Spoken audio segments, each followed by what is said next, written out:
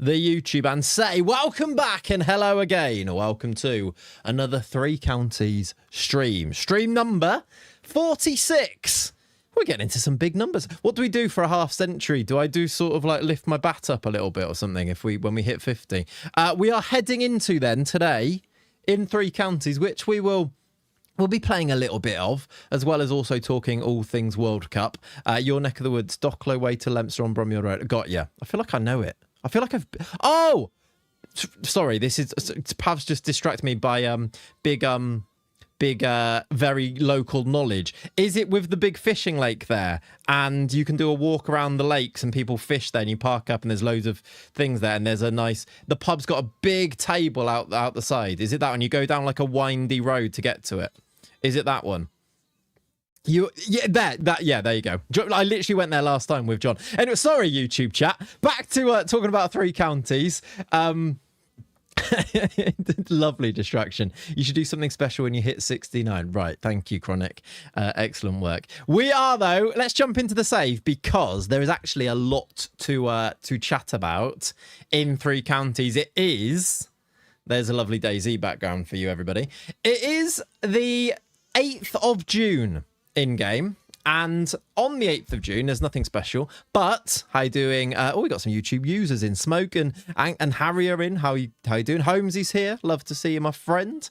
I've actually been really busy. Now, it was a week ago. But do you remember when we discussed our plans for the transfer window? We talked about wanting to maybe fill out the under-21s and the under-18s and then also try and pick out some positions for the first team. We did a bit of a squad it, didn't we? Now, I'm not going to show you that squad it just yet because I actually got started on that. It's June, 8th of June, squad it and staff it time. I mean, that is also true. Yeah, checking in from the States. The delay gave me a chance to catch the stream live. Love that. Love that chance. Very cool indeed. There is indeed... I've actually been really busy. I've done some signings already. So what I did, I was ill on... I've been ill again, chat, which is why we didn't do any midweek streams. And also Wesker's been delayed. That's going to come out on Monday. Honestly, Jack keeps coming back from nursery and giving me these bugs that are like 24-hour where I can't eat or drink anything without it coming out all sorts of ways that you don't need to hear about. I literally said in the Discord, I was like, new dads... Does it get better? Because honestly, my immune system is not coping. It's wild. Are you going to continue with the Wesker save? Yes, absolutely. So I've been ill again, which has wiped me out for an entire day with that. And then another 2 days where I've been so dehydrated and just like dizzy from being so like empty and tired, and then add that to sleep deprivation. And yeah, we're not in a great state, to be honest with you. I feel better today. But yeah, that's why also a 9 o'clock start today. We're gonna do an afternoon chilled stream is what we're gonna do. But it did mean that on one of those days, I did sit down and I went to try and prepare for the next stream here to talk you through our transfer business. Maybe hey, Tacos, thank you, dude. Smoochy, it does. Smoochy. I actually feel fine now. Smoochy. There you go. Thank you for the 2 months, dude. Appreciate you. I did actually do quite a lot of transfer business. Now, I didn't do any first team transfer business, so there's no big spoilers there. But I did go through and I scouted every single under 21s, under 19s team, and I spoke to every single agent of all of those players and basically scouted them for a little bit, found out if they were any good, and if they were good and were cheap, I've started to buy them. So we're going to start today's stream off not by doing some transfer business, but by me going through the transfer business that I've already done. All of them are under the age of 20, I want to say, so none of them will be in the first team squad anyway. It's essentially one big youth intake that I'm going to be able to show you now, which is quite exciting. We've gone full Clear Lake. We absolutely have, yeah. And then there are still some gaps, so we'll continue the process as well as trying to find the players that I want to sign for the first team, which is what we're going to focus on today. Does that make sense? Still doing this full-time or teach again? Oh, still full-time, Brant. Yeah, still doing this full-time. So the videos and stuff are the main priority. And then trying to get as many streams in as possible alongside it, basically, which is falls by the wayside when things like I'm ill or Jack's ill or people don't sleep or England play at 2 a.m. type of thing. That's usually what happens. Anyway, so if I go to recruitment, we have got £129 million in the bank. I need to show you, Exile, by the way, if you're not in the Discord, we got some ridiculous news. How can I best show you this? Maybe it's still on here. We are in, it's not on there. We are in the Champions League next year. I don't quite understand how, but we finished 6th at the end of last stream. We won the FA Cup. We're in the Champions League. If I go to competitions, would it say it there somewhere? I don't know how to show you, but we're in the Champions League next year. Would it be in the news section? Maybe. I don't think so. Champions League. I mean, there you go. It is. There is a little item about it. 3 counties qualify for the Champions League by coming 6th in the Premier League. They will enter the competition at the league phase. The Wyverns, one of the competition's feel-good stories, defying expectations. So it doesn't actually say why, as in, like, who won the Champions League? Barcelona won it. So I don't know how that helps. Obviously, we would have had the coefficient. What I want to know is actually, did 5th place get Europa or Champions League? Like, did we get 6 places, or was it that it did that weird Bournemouth thing that changed it? Who won Europa? That's probably the question, isn't it? Yeah. Europa League was won by... So Spurs won the Europa, and I think Spurs finished also in the Champions League places, right? So Spurs finished in 5th. So they win the Europa League, qualified them, which gave us the extra place, I assume. So... yeah, there you go. Anyway, by finishing 6th, we're still in the Champions League, which is kind of crazy. And we kind of had made peace with the idea that we weren't going to be in it this season, hadn't we? And we were like, it'll be good, actually. We might be able to win the Europa. And even if we're in the Conference League, we'll be able to win that and we'll be able to rotate. No, we're in the Champions League now. So England got the 5th place, but Spurs had it, so you get it. Exactly. Yeah.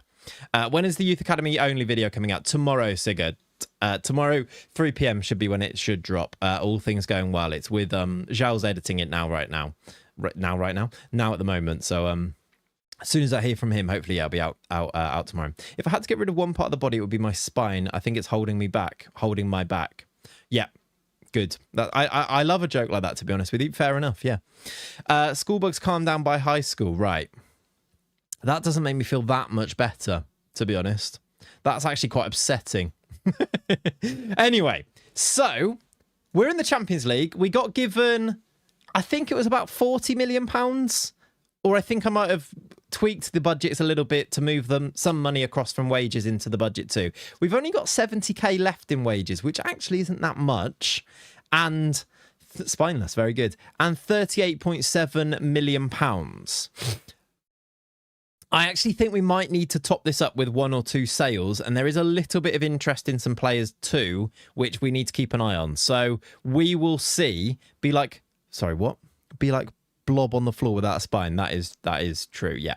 Must have used your political influence to make a call to Infantino. Yeah, I just got like Andy Burnham to call up. I don't think that would happen. Whoever the prime minister is in 2033, which actually who knows at this stage, he called up Infantino and it was all sorted basically. Yeah.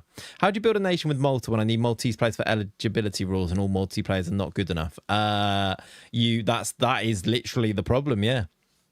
You have to use them until they're good enough, and then you have to make all of the other Maltese clubs good enough so that then you start getting good Maltese players, and that's the process. Yeah.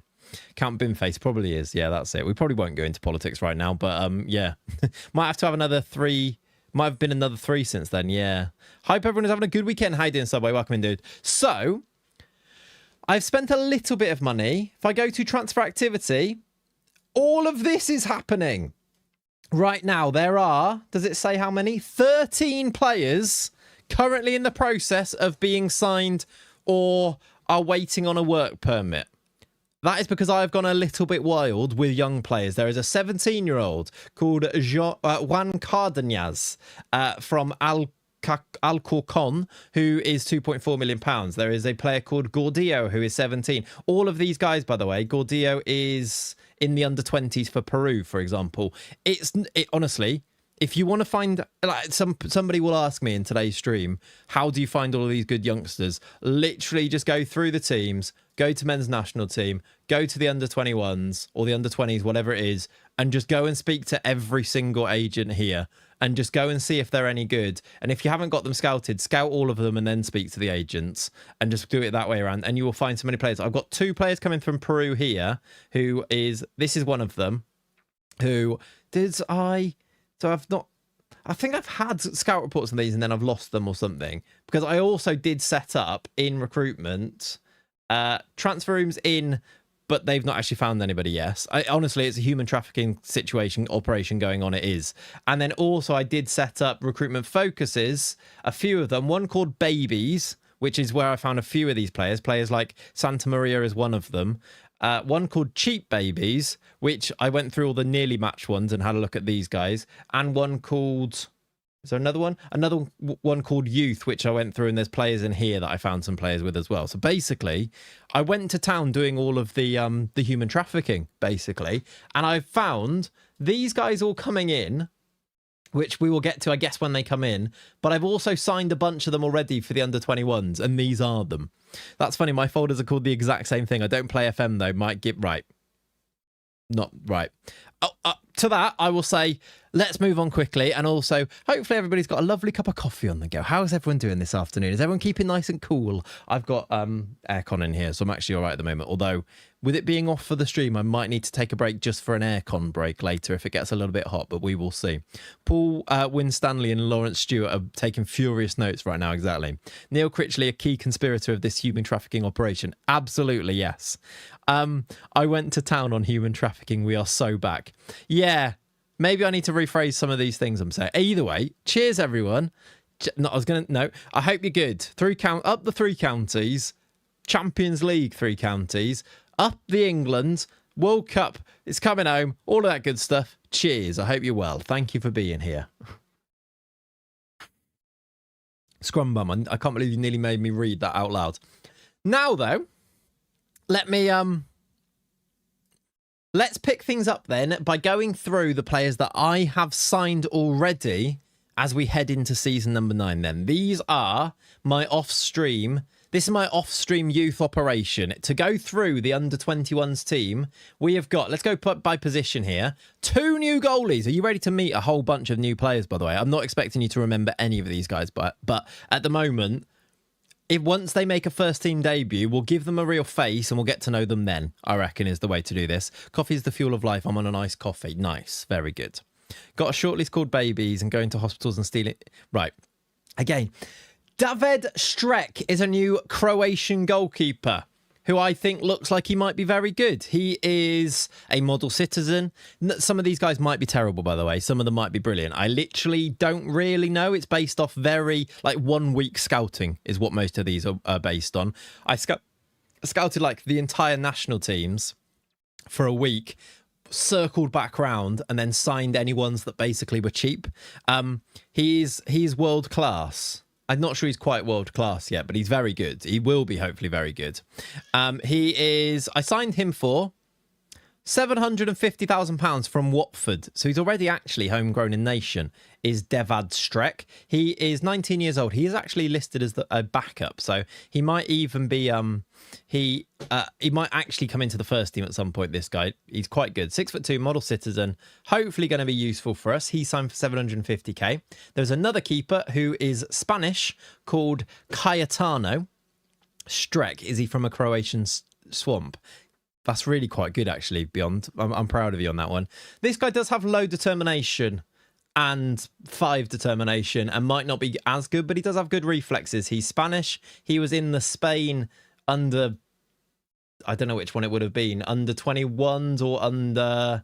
Does it show you if I go through these quickly on here now? He was in... There's a few in there that are in there, look. He was in one of them. I don't know. Maybe he's not anymore. Cayetano.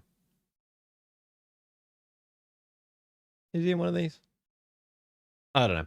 Either way, he's Spanish and he's young. Keep forgetting to click this button. Thank you, Scrum. Keep forgetting to click this button. Thank you, dude. I appreciate you. Very, very kind. That is how many months there? A brand new one. Love that. Thank you, Scrumrun. Appreciate you. He is probably not going to be as good as Streck, maybe, and maybe won't grow, but does look like he's got good potential. He signed for 1.3 million from Cordoba. Then next up, we have a centre-back called William Tenorio. This guy, look at the players you can find. There is no excuse, by the way, to not like... To be like, I can't find any players to sign. All you literally have to do is look in the under-20s teams. This guy's an under-20 Ecuador international. 6'5", 18-year-old keeper, centre-back, sorry, free. Like, I don't think some of them have got work... He doesn't have a work permit, so we'll probably have to loan him. But, like... How many times have we signed a player in this save? They've not had a work permit. They stay for a year, and then a year later they do get a work permit. This guy, he might be great, he might not be, but it looks like my coaches think he's got potential. Signs on a free transfer. He's already going to have, like, I know he doesn't have value now, but he's going to have good value. He might end up being rubbish, but he's free as well, so he's so worth the risk here. So we've got William Tenorio from Ecuador. Steve Hamilton's gone out on loan. Frau Johnson is still here. This guy, I think this guy cost me a little bit of money. I think I had to be Arsenal to this signing. How you doing, Cole? Thank you, dude. Happy Sunday. Happy Sunday indeed. Thank you for the 3 months, my friend. Appreciate you. Babak Musavi, fairly determined, 6 foot centre-back, Iranian, he's not international. He's he would have been in one of the youth teams as well. Do they go? Are they in yellow on here? Yeah, there you go. He's in the under 23s. Look, and I signed him for £2.1 million from Tractor, which is a fantastic team name, to be honest. But again, does he not look really solid to you? Does Babak? He's got 16 technique, 16 teamwork, good passing. Good pace and acceleration that can hopefully grow. He's only 18. They're going to be good. I hope you've brought in at least one tall striker for the youth teams, or else I'm going to be pushing for the JB Green agenda once again. I mean, maybe we bring JB Green back. We can have a look for him, can't we? He looks pretty good, right? Does he have a work permit? He does. Oh, look at that. Look who's come crawling back. Worcester would like to loan him. I might loan a few of these, but I guess we can discuss it, can't we? Dodgson and Dodgson is obviously...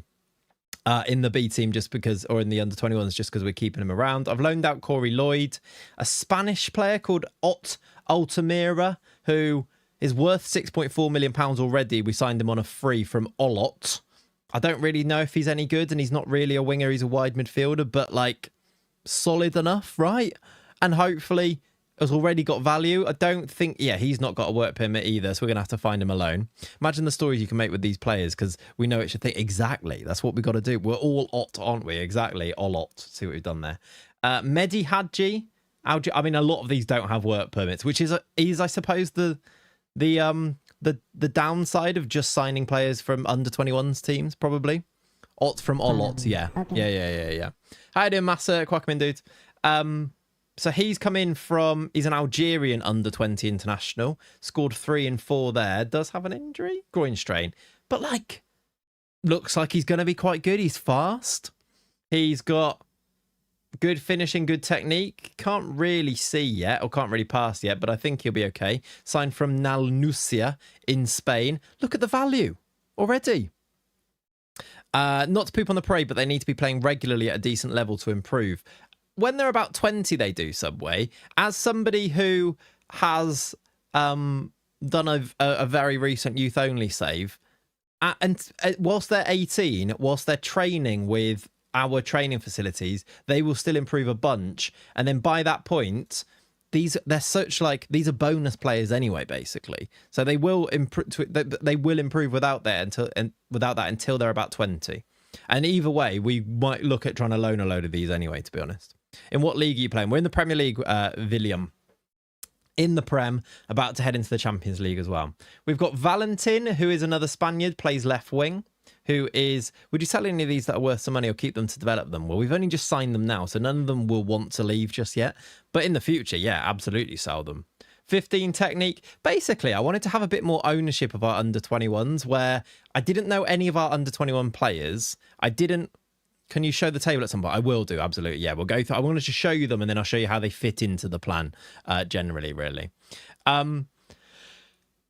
Yeah, absolutely. They'll be sold if they get good money for them. If it finances things, they'll be sold. We'll bring other ones in. We'll try and get loads of money so that we can afford to bring in the very best talent from around the world. That's how you go and win Champions Leagues, really, isn't it? To be honest, this guy Valentin was signed for £90,000 from Segovania. Another young player, 16 pace, 15 acceleration. Looks like he could be quite good. Left winger. There is Samuel Mora, another Spaniard. Spain is absolutely cracked.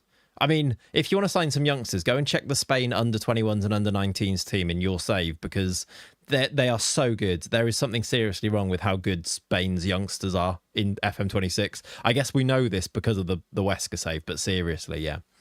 Hello, everyone. Can you remember Future Me?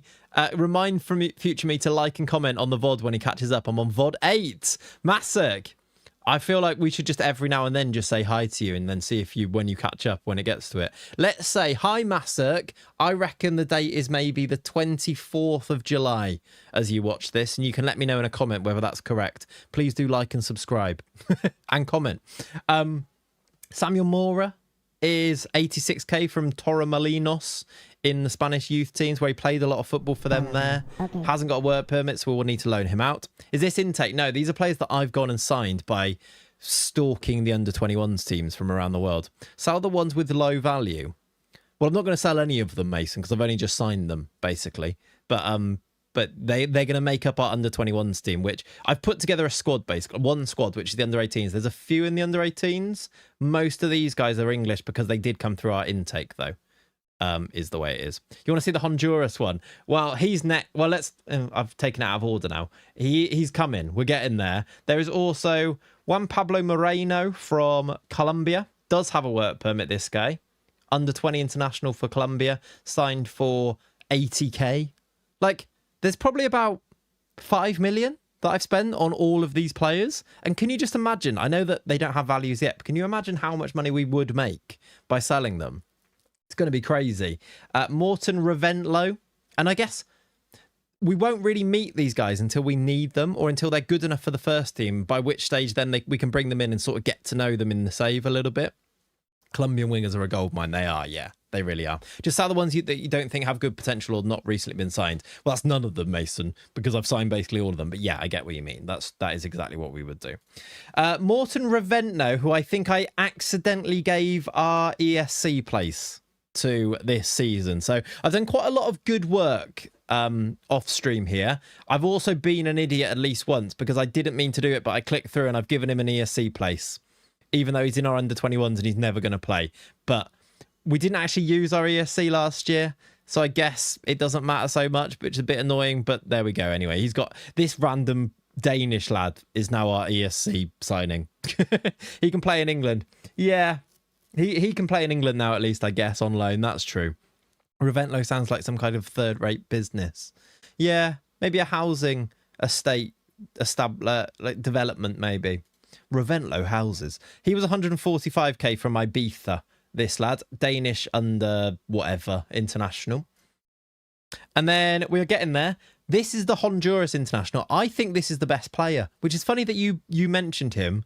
I went through every team, by the way, every single under-21s team. Like, I was looking at, like, Guinea, well, I was going to say Guinea-Bissau, but we've actually got quite a few of those players. I was looking at, like, Caribbean islands and seeing if they had any good players, and some of them, they didn't really, but still, I looked at all of them. If you loan him out, will you get the slot back? Just a potential option. Do you? I don't know.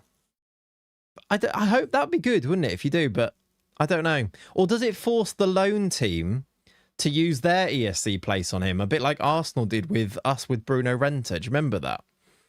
This guy, though, Pedro Mendoza, I think is going to be up there with the best ones that I've signed. Full Honduras international, up to 3.6 million. He's 18, who looks quite good already. He's got 15 dribbling, 15 finishing, 15 long shots, 15 technique, good vision off the ball, very determined. I think he might be the best one, maybe. Full international, signed for 1.9 million. I think it's quite good. Forces the other team to use an ESC. Does it actually? And you get it back?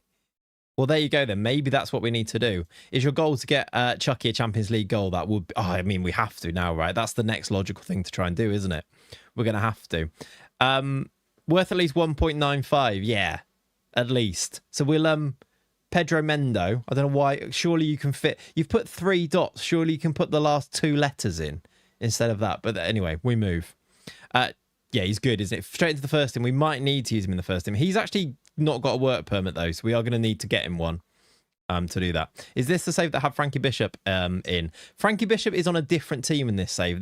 That save where we had him was the FM24 save where we were the DOF.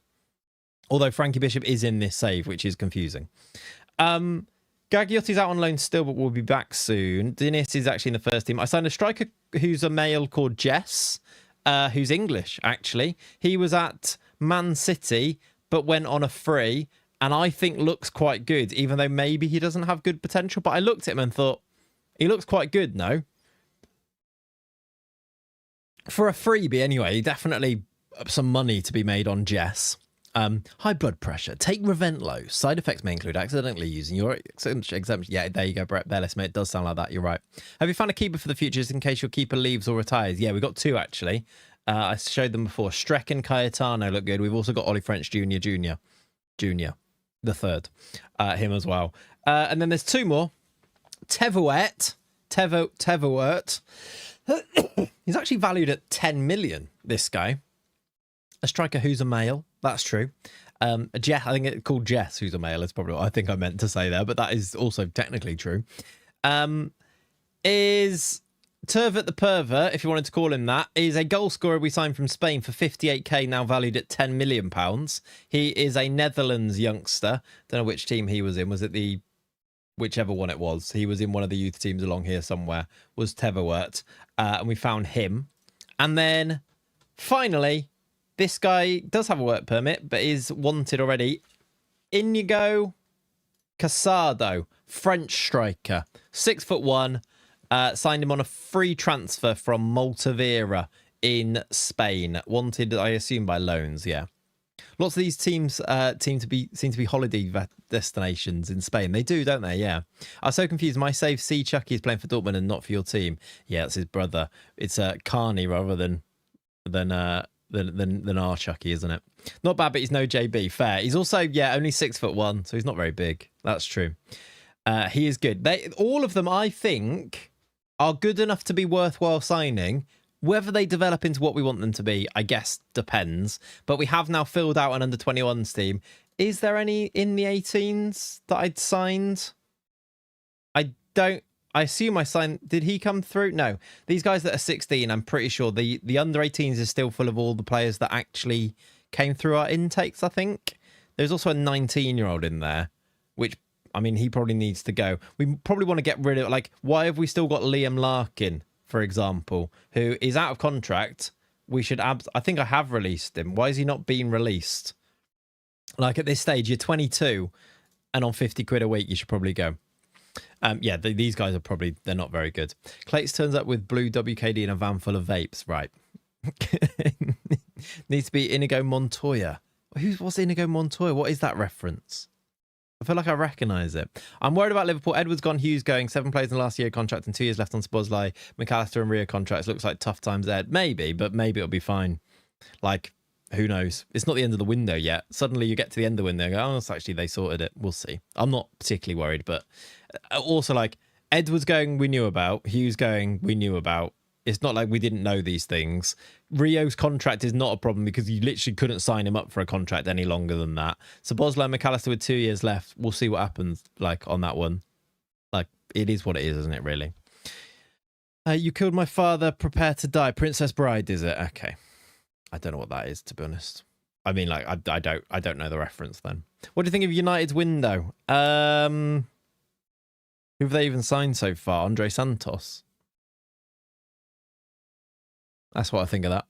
Get an affiliation in England for some youngsters to go and develop. That's not actually a terrible shout. Our affiliates at the moment are RFC Liège in Belgium. We could send some players here. We got Teruel in Spain. A lot of these players we did sign from Spain. So we could maybe send a few of them there, couldn't we? And then we don't have anyone in England except for Malvern, in which that's not going to help us. We could maybe ask for an affiliate, an extra one, because we could send players to Liège and Teruel. we could actually get an English one as well for the players that do have their ESC places. Perhaps. Should we do that? I don't want to request it there because I don't want them to replace any of those teams. But if I go to the board, let's ask one. Can I actually improve anything else? Oh, I can ask about the youth again. Do you remember Yambo kept saying no last time? Let's ask him. They can also... I can't... Oh, I can improve youth recruitment or ask him about youth recruitment as well. Let's do that too. And then ask for an affiliate club to... It'll help when sending players out on loan. Will that keep it so that it's English? I assume. We don't want the foreign club there. Scouting knowledge, no. International profile. First option, I guess it's the top one, isn't there? Is there a limit on affiliates you can have? I think there is, but I don't think we're anywhere near it. Considering our youth team does not currently play in a competitive league, they've said yes. Good. Excellent. That's good. I will check on JB Green for you. He is at Birmingham still. I mean, he is 22 now. So he's a bit old to sign. But he did play 27 times in the League One last year. And 37 times mostly off the bench the year before. So you've basically found your level is pretty much in League One. Because last year you played four times off the bench for Birmingham in the Championship. I assume they're still in the Championship. I think they are. Alas, yeah, there you go. Is that yeah? So we'll ask for a new affiliate club there. Now, what I'd like to go through you with is this. Now, this then, this is my very, very detailed plan for the summer. How you doing, Swiss Legend? Welcome in, dude. Time to pick up a base basketball, mate. Exactly, yes. Or just go for a different career altogether, basically, for you. The first team, let's start here. This is the squad that we did at the end of last stream. We have got these players, I think, locked in at this stage. We've got Nunes as the keeper. I think I may, because we've signed a few keepers now, the ones that have, I need to update this actually, the ones that have asterisks on are ones that we haven't yet signed, but I think we have signed quite a few of these. I can't remember Medina. That guy doesn't sign for a while. We did sign Mendoza. We did sign Reventlow, Hadji. He's coming in. He's in. I remember you, and I remember you, Tevert the pervert. I think that's most of them that we've actually signed. Sorry, I'm late, chaps. Straight into a squad. Nice. Yeah, your perfect timing, really. You didn't want to get here before the squad, did you? There's a few more that I'm still waiting on, look, that I've maybe either need to go back in for, which we'll do at some point, or we're just haven't yet finalised on. But this is where I'm keeping track on making sure that we've got everybody. Can you see? It's basically I'm trying to get 2 for each position in the under-21s, and then any leftovers that we sign that aren't quite good enough go into the under-18s. If we go to the first team squad, though, Nunes will be the first choice keeper, with Okonkwo maybe as the backup, or maybe Streck, or one of these guys if we sign a few, because why not? Like, we might as well use them a little bit more. And actually, is there any reason really to hold on to Okonkwo? Probably not at this stage. Right wing back, I think we want to sign somebody because the plan is to sell Francini. Now, there isn't actually any interest in Francini at the moment, but that's one that we're going to see what we can do with it, really. If we get him sold, we'll replace him. If he doesn't sell, we'll just keep Francini there. And I think that way we might be able to get a homegrown player or work it. And Ballantyne being homegrown at club, I think, is a good place to go. But I like Francini. I like him as well. I wouldn't be too upset if he didn't sell. But I think it might be a good place to get some money. The other ones are...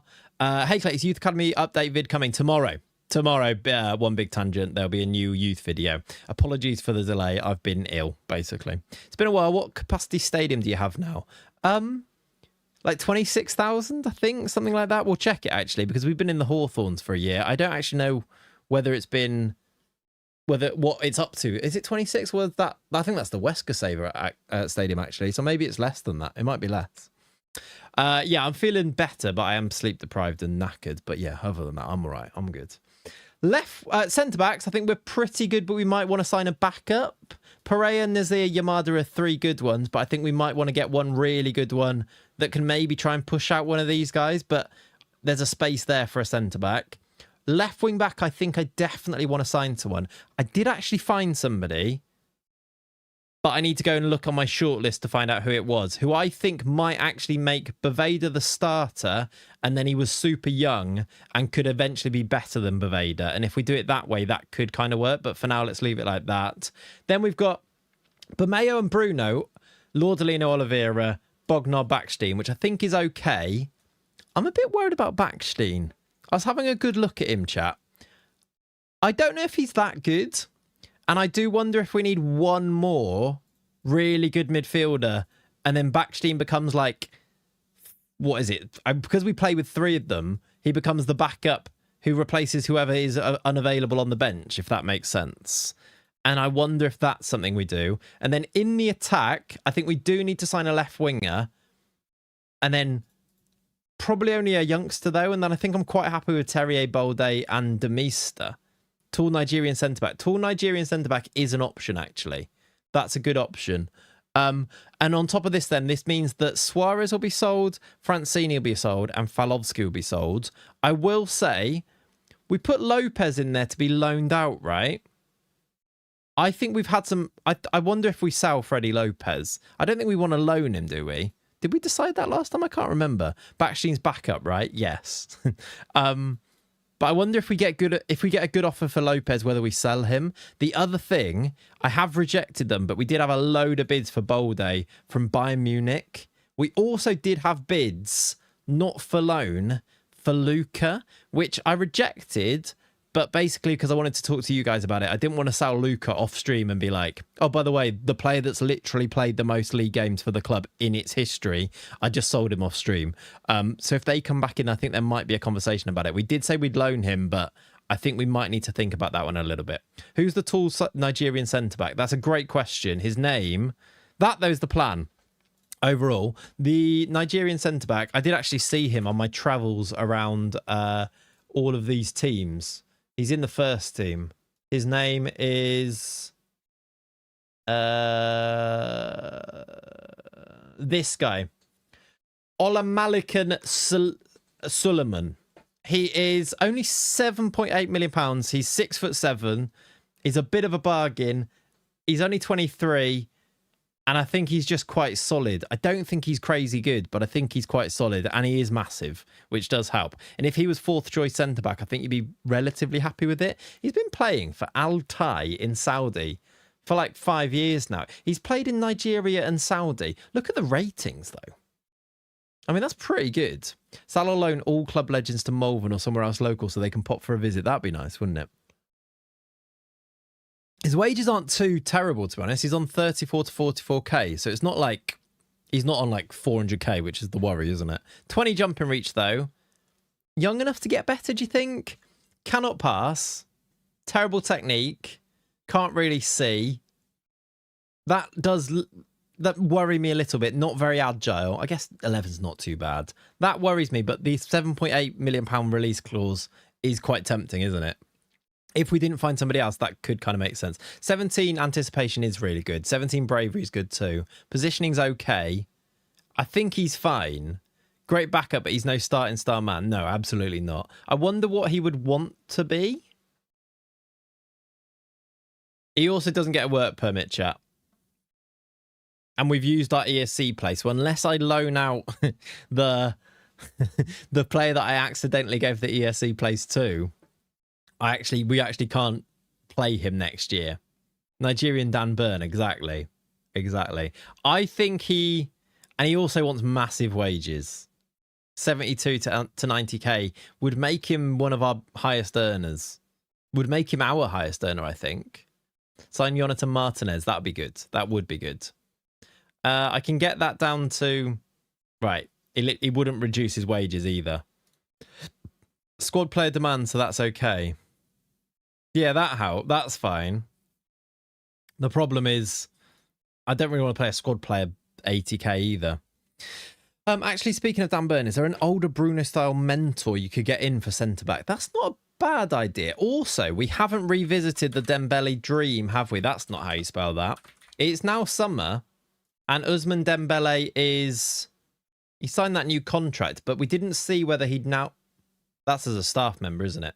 We didn't see whether he'd now be interested. Does he not have an agent?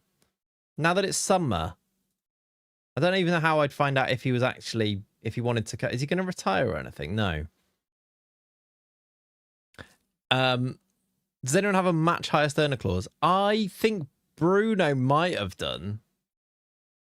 But did we manage to get rid of it? I can't remember. Can you check on his thing? Bruno Guimaraes. I think we got rid of it when we redid it. Offer them 2 mil. What, for Dembele? I guess that's one way to find out if he's interested. Get a bid accepted and see what they say. His value is 950 to 8.2. I think they'll reject 2 point. Let's try 3. Okay, that's actually not too bad. I'm just going to offer this basically to see whether he'd want to talk. Because if he does, we're signing Ousmane Dembele, because of course we are. It makes complete sense. Let's actually have a look, I suppose, to see if there is anyone. This is also the way I was searching for. That's not a good filter, is it? Age between 15 and 17. Expiring, no, but expiring in 1 month. And we can see whether there's anybody going on a free maybe for centre-back who is of any age. Max Dowman's not in this. We could look at that and just see Nathan, who's got the most value still, I suppose, as well. It is this. Why is he valued so highly? Plays for the Barcelona under-21s or B team. Like 32, he still looks quite good. World rep. Davinson Sanchez. Mukhtar Diakabi. Jake O'Brien. Bright Arian B. They're not great. Nobody that I'd want to really sign, I don't think, on there. Is there anyone crazy good that when they do go on a free might be worth it? Annoyingly, Malik Chow's there, look, and Gabriel, who we could sign either of those, but they've both got moves all sorted. Tamori, Umar Sole. Basically, no one that's really worth it, is there? O'Brien's a big lad, but I don't want to sign Jake O'Brien. We're better than that. We're just better than that. We'll see. We'll see if we're better than that. All right. Let's look at my shortlists, because I did try and add loads of players to these to try and see. This guy, I think, rejected my contract, but we might need to go for again in a minute. I really liked... Who's the left wing back on here? Is it him? Almost baby time. Rolling on the floor laughing emoji. Almost baby time. We're getting ready. We're getting ready, fat boy. And Andy, double subs. Double resubs. I missed the stream. I just thought you were ill. Hope you are /family better. I was ill, Andy, and then I was unavailable this morning, so we did a late one this afternoon. We haven't actually been on long, so you're all good. You haven't really missed loads. You're all good. Thank you, dude, for the 6 months. Appreciate you. And Fat Boy, thank you for the 7. For the 8, sorry. Appreciate you as well. Almost baby time indeed. Loads of Brazilian domestic players have extremely low international transfer release clauses. They do, Bellissimo, yeah. Weirdly, because they've got like quite high domestic ones and then really low international ones, don't they? Seems to be the case. This guy, chat, what do you think of him, who I came across on my travels through the under-20 teams as a left wing back prospect to sign to be the backup to Boveda next year, but to eventually overtake him, is my thinking. I think he might be quite good. If you look at the scout report here, he's got really high potential. He's in the Brazil under-20s team. He's got not a massive value, and I think he would be interested in joining us now, which I think could make a lot of sense. If we signed him for, say, 10 million, Boveda still starts for another year, and then this guy, Edson, steps up to be his replacement. I'm pretty sure he would get a work permit. I'm pretty sure I spoke to his agent. Can I speak to his agent again now? No, because I've already spoken to him. I'm pretty sure he can come in. I can have 16 technique and 15 flair. He's got great technique at doing really simple things. He just doesn't like to do step overs. But I think he's got great pace. Acceleration will improve too because he's only 19. He's got decent, like he can cross, which is maybe the big thing. Dribbling's a bit low. That's maybe true. But I just wonder, because he's Brazilian and in the under-20s team, and our scouts think he's going to be good, that he might actually have really high potential is what I'm hoping. 5'5", he's very dodo, but on the other side is kind of what I'm thinking. But what do you think? For 10 million, I think he might be worth it, and he boxes off one of our positions. Do you think? Natural left wing back as well, which is quite nice because that's obviously what we use. Search for better. Well, I have had a look and I saw him and came across him.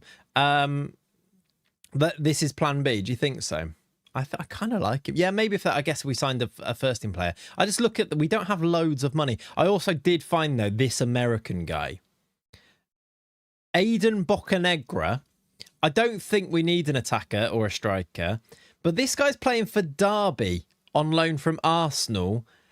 I actually think for 35 million, he's outrageous. Look, he's only, I guess he's 24, but like USA international, 24 years old, 16 acceleration, 15 pace, 17 finishing. Good leadership as well.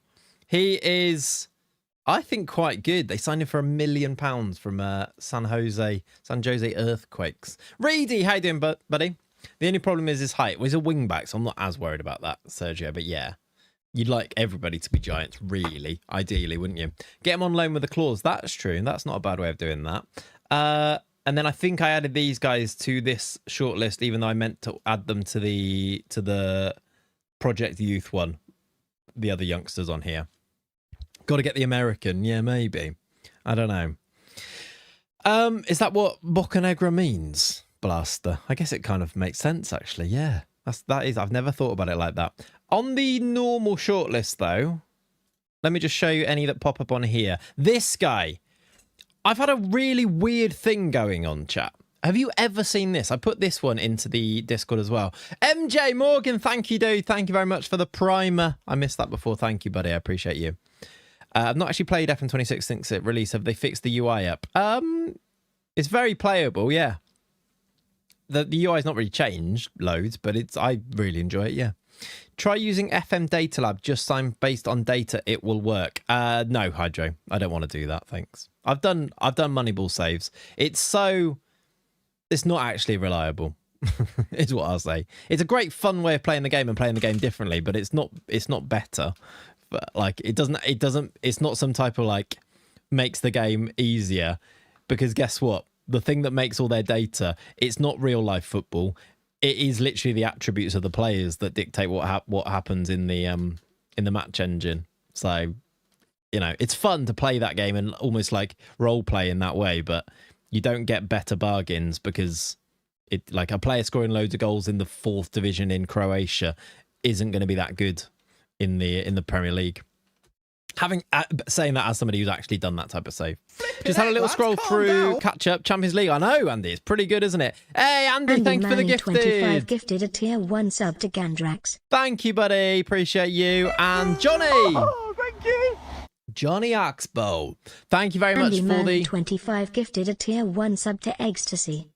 There you go. Went to Ecstasy. Very good. Johnny, thank you very much for the how many months was that?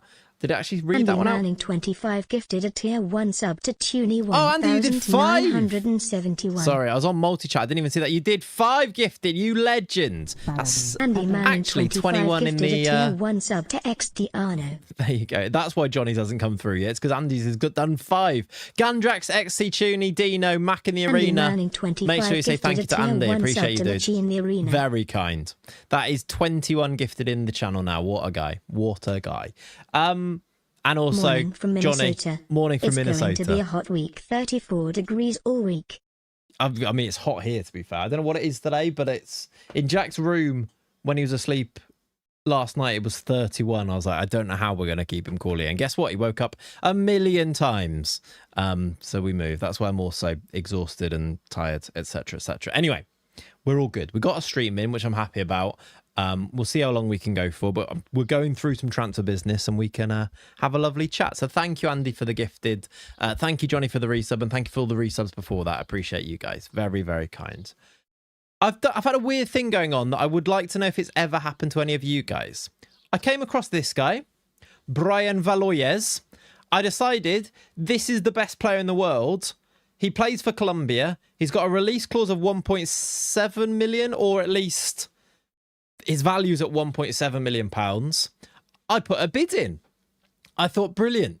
The bid got rejected, and I thought, that's strange. I'll put another bid in.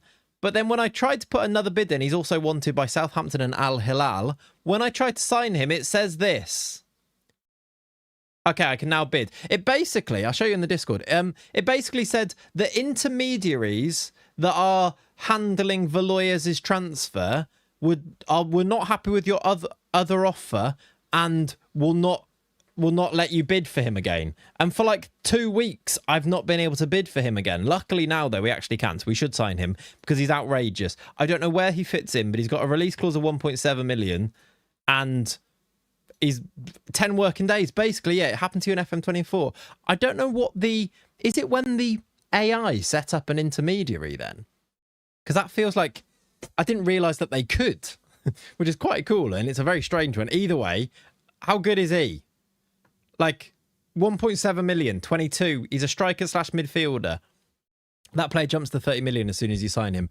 Yeah, I imagine so. He's so good. It's a bit annoying that he's so good because where do we even play him? You'd start him as a false 9 in your tactic. Yeah, he looks outrageous, doesn't he? So we're going to try and sign him, obviously. There's also, he's 97 million, so probably not. And also extremely uninterested. Poche expensive. I'm signing this guy. Javi Santa Maria is 17. He doesn't join for another year, but I think looks quite good. 15 tackling, 15 technique, central midfielder who looks like he's going to be really good. Got really like the scout report looks really good on him. And then these are the rest of the players on the shortlist. This guy, ooh, did we miss out on him? Is he on loan? No, I think he's only just gone there. I remember. We can't sign him now. Para is interested, apparently. But we're not going to sign him. It's too much. This guy, did he move in the end? This guy is wanted by, like, Bayern and a few other teams. He's a midfielder, 17.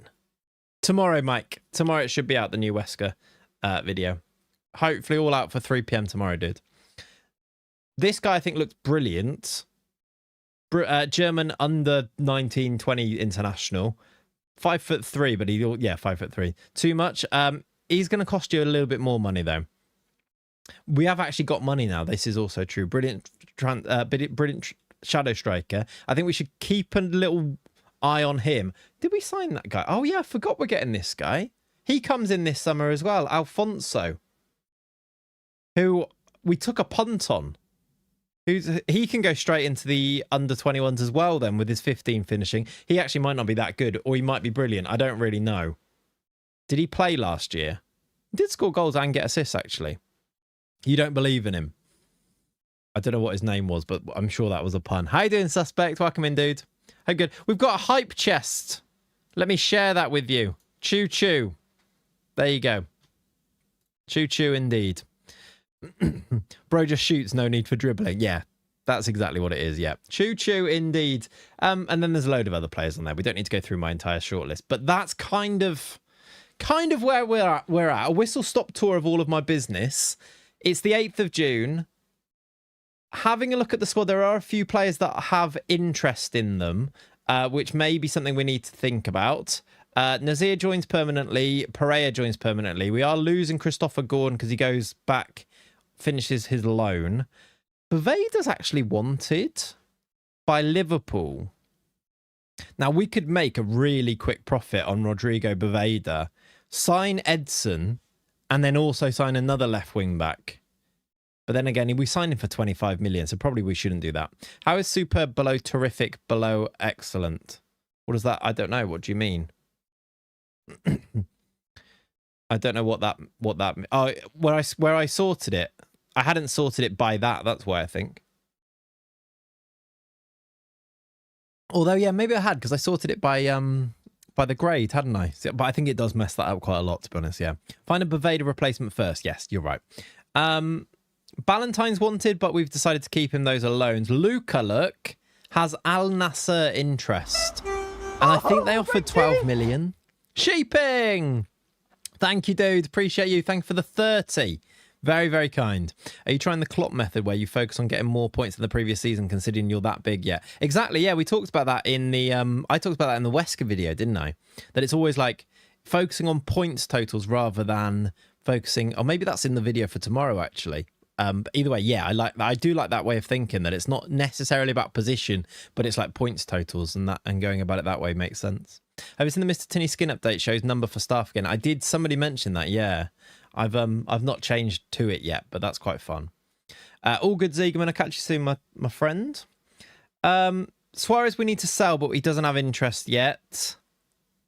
And that's kind of it. Sani has loan interest, but we think we're going to keep him around. And that's it for the rest of our players. Puget comes back from loan where he didn't really play. Fulovsky comes back from loan and we need to try and find him a transfer. But I think what I might do, just because there's a load of players coming in, I might continue a few days, get our under-21 sorted, and then possibly then have a look at the first team signings. And I do like... Oh, does he want to join? No. Right, Usman does still not... Dembouz doesn't want to join us yet, which is probably understandable. How much does this play... Oh, my word, he wants a decent wage. This guy wants to be a regular starter. Like, do we sign him and have to think about... Okay, he's happy with squad player. We have to get this down somehow. That's too much. 31, but I'll give you 20 here. And then after 30 games, you get 45. And I'm going to do away with this. Can I give you another clause that you'll like? Relegation release clause of 5. Not close. Give money to the agent first. Yeah, the agent does grease the wheels a little bit, doesn't he? Well, yeah, to be fair, Charms, that's not a bad idea. We could have a look at Goldoni as well. 37k isn't too bad, I think. Always grease the agents first. 37k is much more like it, especially as he wants to be basically a first-team player. What an option. What does that mean, though, for our squad? Like, where does he even fit into this? Can he play left wing? Can Sani go left wing? And then he becomes the backup central striker? He's too good not to sign, isn't he? 100 points, but you finish 5th. I mean, that would be unlikely. But then again, Liverpool did finish 2nd on 97, didn't they? I guess if our backups are Dennis and Sani at the moment, there is probably space for him if Lopez goes. Convert him to centre mid. He can play there. And I did say I wanted a new centre mid, didn't I? What are his attributes like? Can he actually play, do you think, as a centre mid? He can really pass. I actually think you're right. I think you actually make him a centre mid, don't you? He fits into our team much better as a centre mid than he does as a striker. I think you're right. I didn't realise his passing was that high. I agree with you. I wouldn't say he's a striker either. I think I'm mainly going off. I was like, oh, he's quite quick and he's got good finishing. He's actually a centre mid, isn't he? Which actually makes me a lot more excited for his signing. I don't know how I'm going to make a player face that looks like him. Like, he can actually tackle as well. He is really good. I hope he chooses us. Pretty strong as well. Lots of technique. It did say he's going to get a work permit, right? Otherwise, we might need to do that work permit thing and see if we get him. Just make Mr. T, yeah. Bro can be a well-rounded player who can fill anywhere when needed, like Szoboszlai and Valverde. Yeah. Oh, we've got a new Austrian international. Who's that? That must be a youngster. First Honduras goal for Mendoza as well. That's cool. I'm going to have a good time going through and giving all these guys faces, I think, as well. Oh, it's Backstein. He's got his first international cap after I slated him. Fair play, Till. I mean, he's not that bad. I just looked at him and thought, is he actually up to standard? Maybe I was looking at the stars. I don't know. I feel like we can improve on him, but he's good. He's like a Valverde, but a bit bigger. That Valoyes, isn't he? Either way, very exciting if he signs. With that new player, he goes now. I think he'll just become one rung down as a real backup, basically. Right, let's get these guys in. Diarra Suba has got a work permit. We'll get them signed and then I'll show you them because then you can see they would have been scouted for more than a week. But look, A- on this guy, Medina, Tiri. Get all these guys signed and then I'll show you them. These are more under 21s players. And then I can go through and make sure that we have... Why did it only get him confirmed? Oh, he's not joining till the 1st. Christoph Tiri. Again, look at these player faces. People are like, why'd you put your own faces in? He's got cornrows and a little moustache. He's another Belgian, though. We love a Belgian, don't we? Ooh, a bar. I do love having a bar at my club. Me too, actually, yeah. They all seem to be quite good footballers, don't they? Sergio did not get a work permit. We will appeal. We've applied for one for Meglic, another goalie, as well. I guess Luca would go. I think Luca is either going to go on loan. I kind of wonder if we sell him permanently and get him to secure the bag and go to like Saudi maybe. Joke's on you when cornrows and little moustaches become a trend in 2033. I mean, maybe, yeah. That's true. Possibly.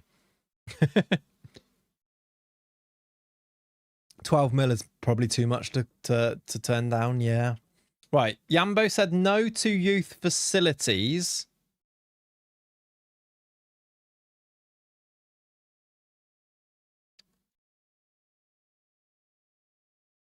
Yambo keeps saying no to me. Why would you not want to make them the best they can be? Jan, we're a Champions League team now. You've got to back me on this. After all I've done for this club, thank you. Right, we're going to do youth recruitment at least, which is good. But yeah, youth facilities, he said no. That's a shame. Yambo saving up for another island, I know. It's actually disgraceful, isn't it? Right, here comes a load of scout reports and a load of players. Oh, my word. 77 unread messages. Can you tell I was quite busy over the past few weeks in game? I don't need to look at these. I just need to see them on the scout screen when I was going through. But I think I've actually found enough players now anyway. We'll get back to this. You probably think screw the Youth Champions League means we buy Oven right. Yeah, maybe. He just wants us to win now and kind of it has been working. Maybe. He probably looks at me signing all these youth players and goes, why do you need any more youth system? Just buy them. Right, no work permit for Sergio, but he will join without it. That's fine. Work permit rejected for Meglic, will appeal. Soto did get one. That's good. Soto joins. Owusu did get one. He joins as well. I feel like those players that I signed didn't actually ever get a news item to confirm them. Right? Some of them did, but not all of them. Like Sergio did. Sergio came in. He is a centre-back straight into our youth team. He's not even joining yet. He joins on the 1st as well. There's a lot of new players here, but I don't expect you to remember all these guys. We will, it said the money comes out next season's budget. Okay, so they're probably coming in. A lot of them, if they're younger, they'll probably come in next year, won't they? Going to be a crowded media room. It really is, yes. Meglic comes in. This guy looks good, by the way. Mohamed Fall did get a work permit. Only 5'11" centre-back, but I think he's... Well, maybe he's not. I thought he looked really good, but he's actually got a D scout report now, so maybe he's rubbish. Anyway, he's coming in. Like I said before, a load of these we're just taking a punt on to fill up our under-21s, and then we go from there. Our entire under-21s team was so bad that we had no one that was going to be good. The assistant will be busy introducing them all, yes. Okay, we actually missed out on this guy. I did want to sign this guy. He's going to Southampton instead, which is a shame. I think he rejected our contract, which is weird. Cardenas is coming in. Goes through. Yeah, he joins in January, look. So there's going to be loads that go through in the future. Which makes sense. Which makes sense because they're like 17, aren't they? Loans are coming back. That's good. Did I sign any of these guys? Look at the transfer history. I mean, most of them are young players, but still. 27 players in. Transfer activity, are there future signings on here? Yeah, all... Oh, my word. Look how many sign in the future. Then again, he joins in 2 days. He joins at the end of the month. Some of them are this year. You're this year. You're this year. There's a lot going on. How you doing, Emre? Welcome in, dude. This is Bob. This is Tony. This is Chris. This is Julian. This is Chris. This is Brian. This is Julio. This is Mohammed. This is Stephen. This is exactly that, yes. Must be their birthdays. Yeah, that makes sense. When they turn 17, perhaps.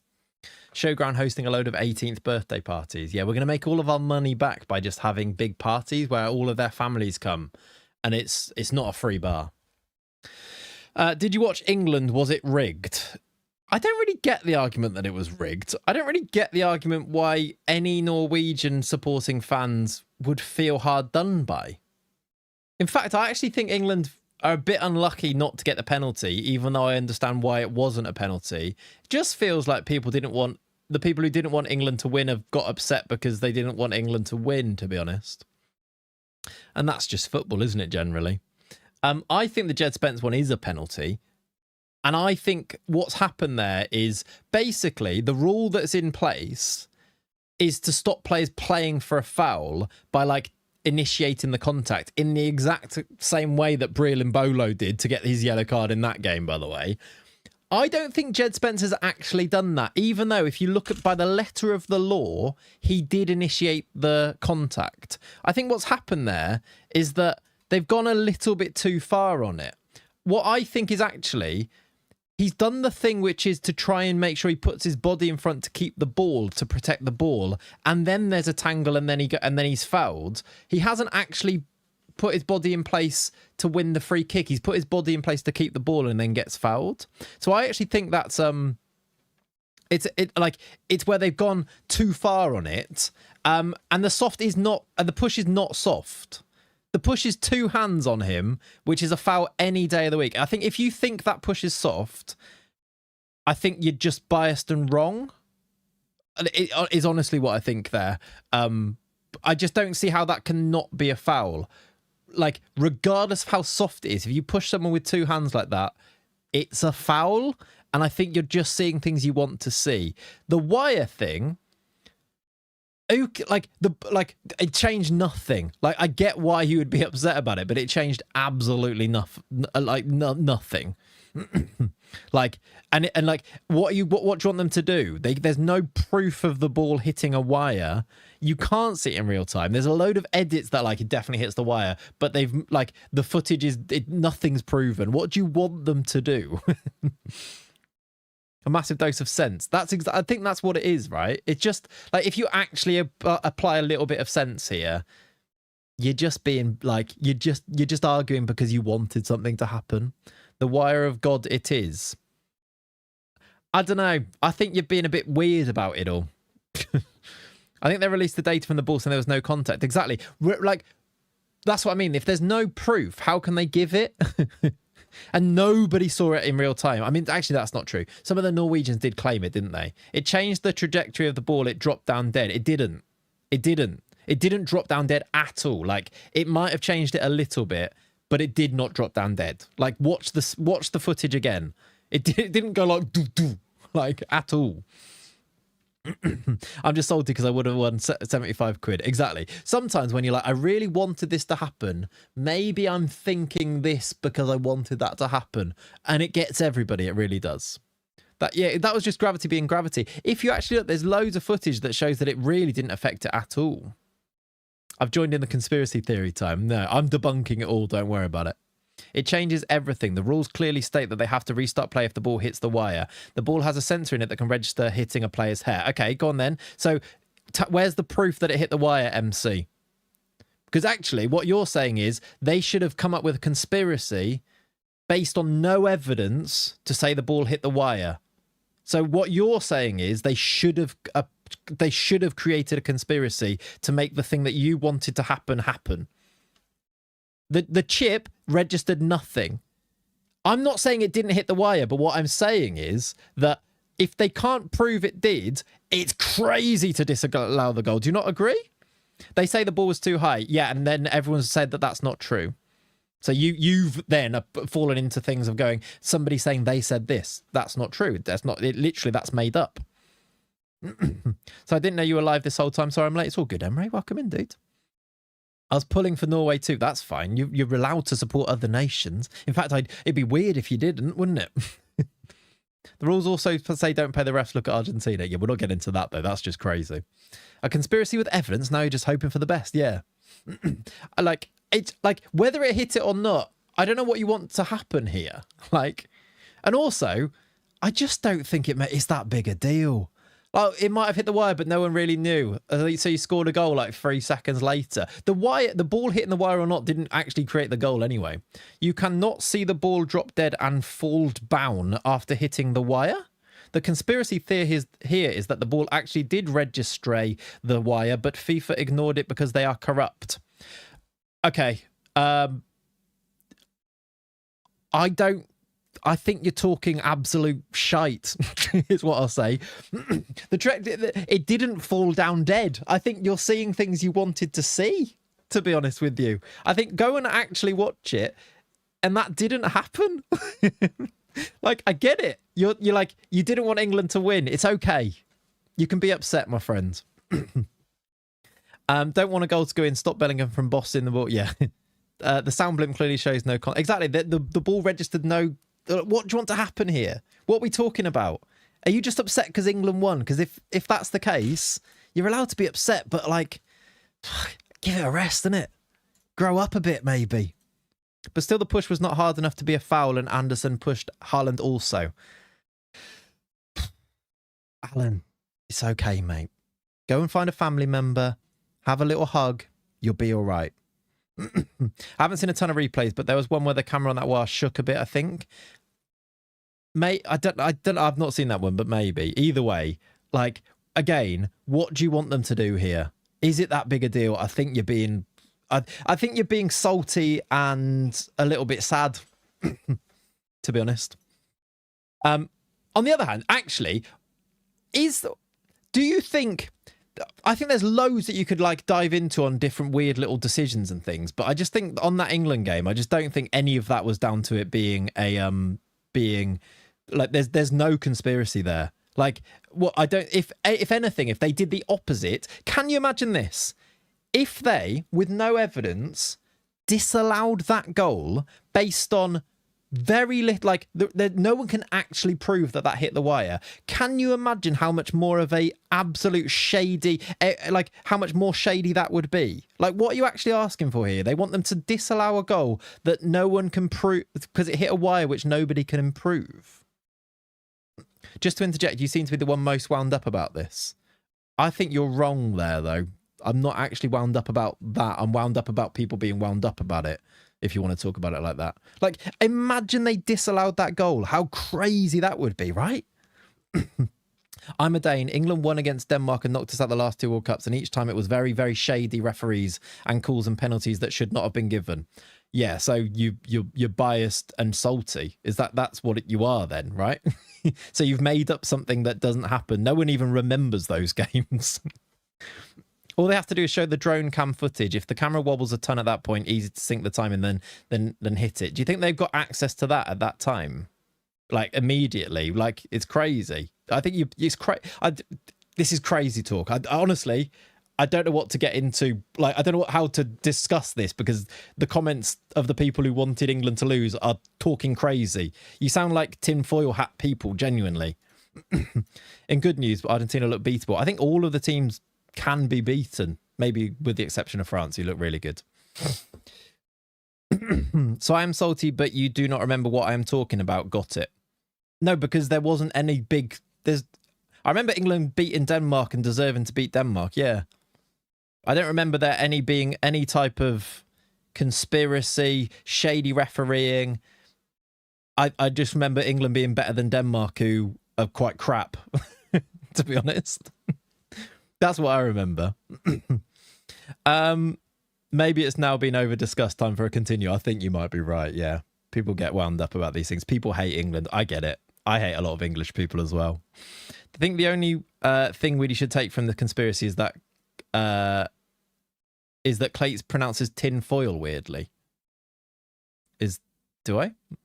I'm Welsh. By the letter of the law, I should be entirely anti-England. So looking at it through the lens, I can't see any valid reason for anyone to complain. England won fair and square. Right. I just think I get why you'd be upset about it, but But I think if you boil it down to actually what do you want the referee to do in that moment, is there some, and if you actually think about it sensibly and think, is there a conspiracy here to try and make England win?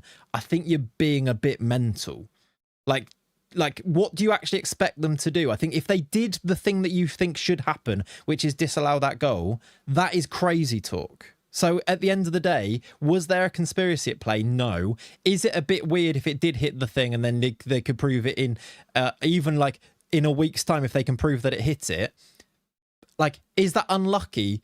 Yes. Should it have been disallowed? Maybe yes. Is there a conspiracy at play? I think you're being mental. If it's any consolation, I'm pretty much 100% in agreement with all you've said. Well, that's nice. That's good. I think the disallowed goal from Norway shouldn't have stood, but the ref was keeping his eyes on that exact situation and waved Anderson up, but you could find fouls on every corner. I think that one's just an obvious one, though. The problem with yes, there are pushes on every single set piece, and yes, it's a little bit soft, but he pushes him 2 hands. I think if you showed a referee that 100 times, that push on Anderson, it would get disallowed 100 times. And so if that's the case, how can you really make an argument? Do you disagree with that? Whether it's soft, whether it was whether you could find something on everything, if you showed that push to a referee, to 100 referees, I think they would all give a foul. Also, the push was before the corner was taken. Was that not the real offence? Yeah, that's why they got to retake the corner rather than it being a free kick. Yeah. Hi, Clayts. Seen on your X of how you generate new gen faces and put them in the game. Do you have a video? Yeah, if you search on the channel, Joe, on the YouTube channel, there's old videos it's the same process again, yeah. I'm saying I agree it's a soft foul, but it would never be given as a pen is my point. I agree with that, yeah. I don't think that doesn't really matter, though, does it? I agree with that, yeah. Double-handed shove like that would be a free kick in any other situation. Yeah. Other than a corner, it seems, yeah. VAR should only be used for very tight decisions at the moment. Everything else should be called. I think there's a weird thing in this World Cup where there doesn't seem to be this clear and obvious thing that they seem to have brought in, at least in the Premier League, but I think in the Champions League, where they don't seem to be doing that anymore, do they? Because the Jed Spence penalty, I don't think that's a clear and obvious error enough to overturn it. Even though I actually would, if a referee saw that and go, actually, I don't think it's a pen, I'm sort of okay with it as well. I completely agree 100% on everything you've said, much love. I don't genuinely, I know that you're saying I'm wound up. I'm actually really not, because I don't think any of my views on these things are actually controversial. I think what I'm doing is looking at it through the lens of the refs, and I think that's my best way, I think. And I've had to really come to this point because I get wound up about referees again, and when things go against the teams that I want to win, I also get wound up about these things. So I also completely get it. You see things in a completely different way when these things happen to your team. I get that. I apply this filter to these things now, where it's what's the ref supposed to do? And I think about, if they gave it the other way, is that not worse? And would you not think it was a more wild decision? And I think it kind of always makes me go, yeah, fair. If the ref didn't disallow that goal and didn't consider that push by Haaland as a foul, I think you'd be going crazy. Imagine that happened to Norway, where Stones just pushed somebody over, whatever it was, and then we scored. You'd be going, that's clearly a foul. And you would, because it is. It's so obvious, right? You're passionate about it. I'm just more I'm not even, yeah, I don't know. I'm actually not wound up, but then I think the more you say that, the more it sounds like you are wound up, doesn't it? And I think also, to apply their rules, it's the rules sometimes that I don't disagree with, or the laws of the game that I don't necessarily agree with, the wording of them and how far they stick to them. But sometimes you then go, again, it's like the Balogun foul. I don't see how that cannot be a red card, because the laws of the game say that if you endanger the safety of an opponent, it's a red. And he clearly did, which is why I'm do I want those accidental things to be red cards? No. Would I have felt like it was really unlucky to have got a red card for it? Yeah. Do I think it was a red card? Also, yeah. So do I think it's this big injustice that he got sent off for it? Not really, whilst the laws are the way that the laws are. If there's a new rule in place that says that if it's completely accidental, then it doesn't have to be a red, then fair enough. But it's just not the way that it is now, is it? So, yeah. Big smoochy smoochies. Alfie Haaland is a whinging, cotton-headed ninny muggins who probably faked that injury to get Roy Keane in trouble. Agreed, yeah.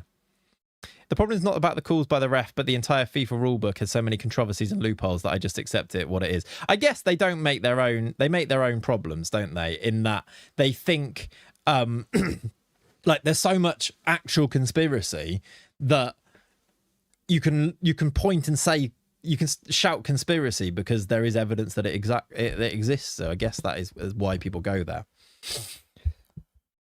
Being a ref is like being a lawyer, mostly interpretation. Yeah, for sure, yeah. Is this a pen? Is what a pen? I don't know. Ninny mug is my new favourite word. It's a good one, isn't it? Law in this World Cup is being followed unless it doesn't favour Argentina. That's true, yeah. We've got a loan offer here for Sani. I think I'm going to reject it. We don't want to loan him out, do we? I think that was part of the plan, but maybe we can see. Towards the end of the window, maybe. Valoyas is in. We're getting him. My link. I don't see links, dude. And I don't really want you to send me links. To be honest, I don't really want to answer you anymore. It's very common nowadays that a lot of people conflate what they think should happen with the way the rules are. Balogun's a perfect example of this, for sure, yeah. Because I think you actually forget that in the moment, the referee has to make a decision. And either way, when they are these subjective decisions where he has to decide, basically looking at that, whether or not he's endangered the safety of an opponent, he has to make a decision whilst also knowing that it was a red card, like knowing that it was a foul and it was accidental. He knows it's accidental and he has to make a decision whether or not it was where it's endangered an opponent. That's literally his choice, and I don't think he has a choice then but to give a red card.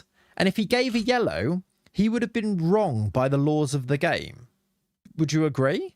Like if he gave that, we'd all go, I think that's fair. I think that's right. But I think he would have been wrong by the laws of the game.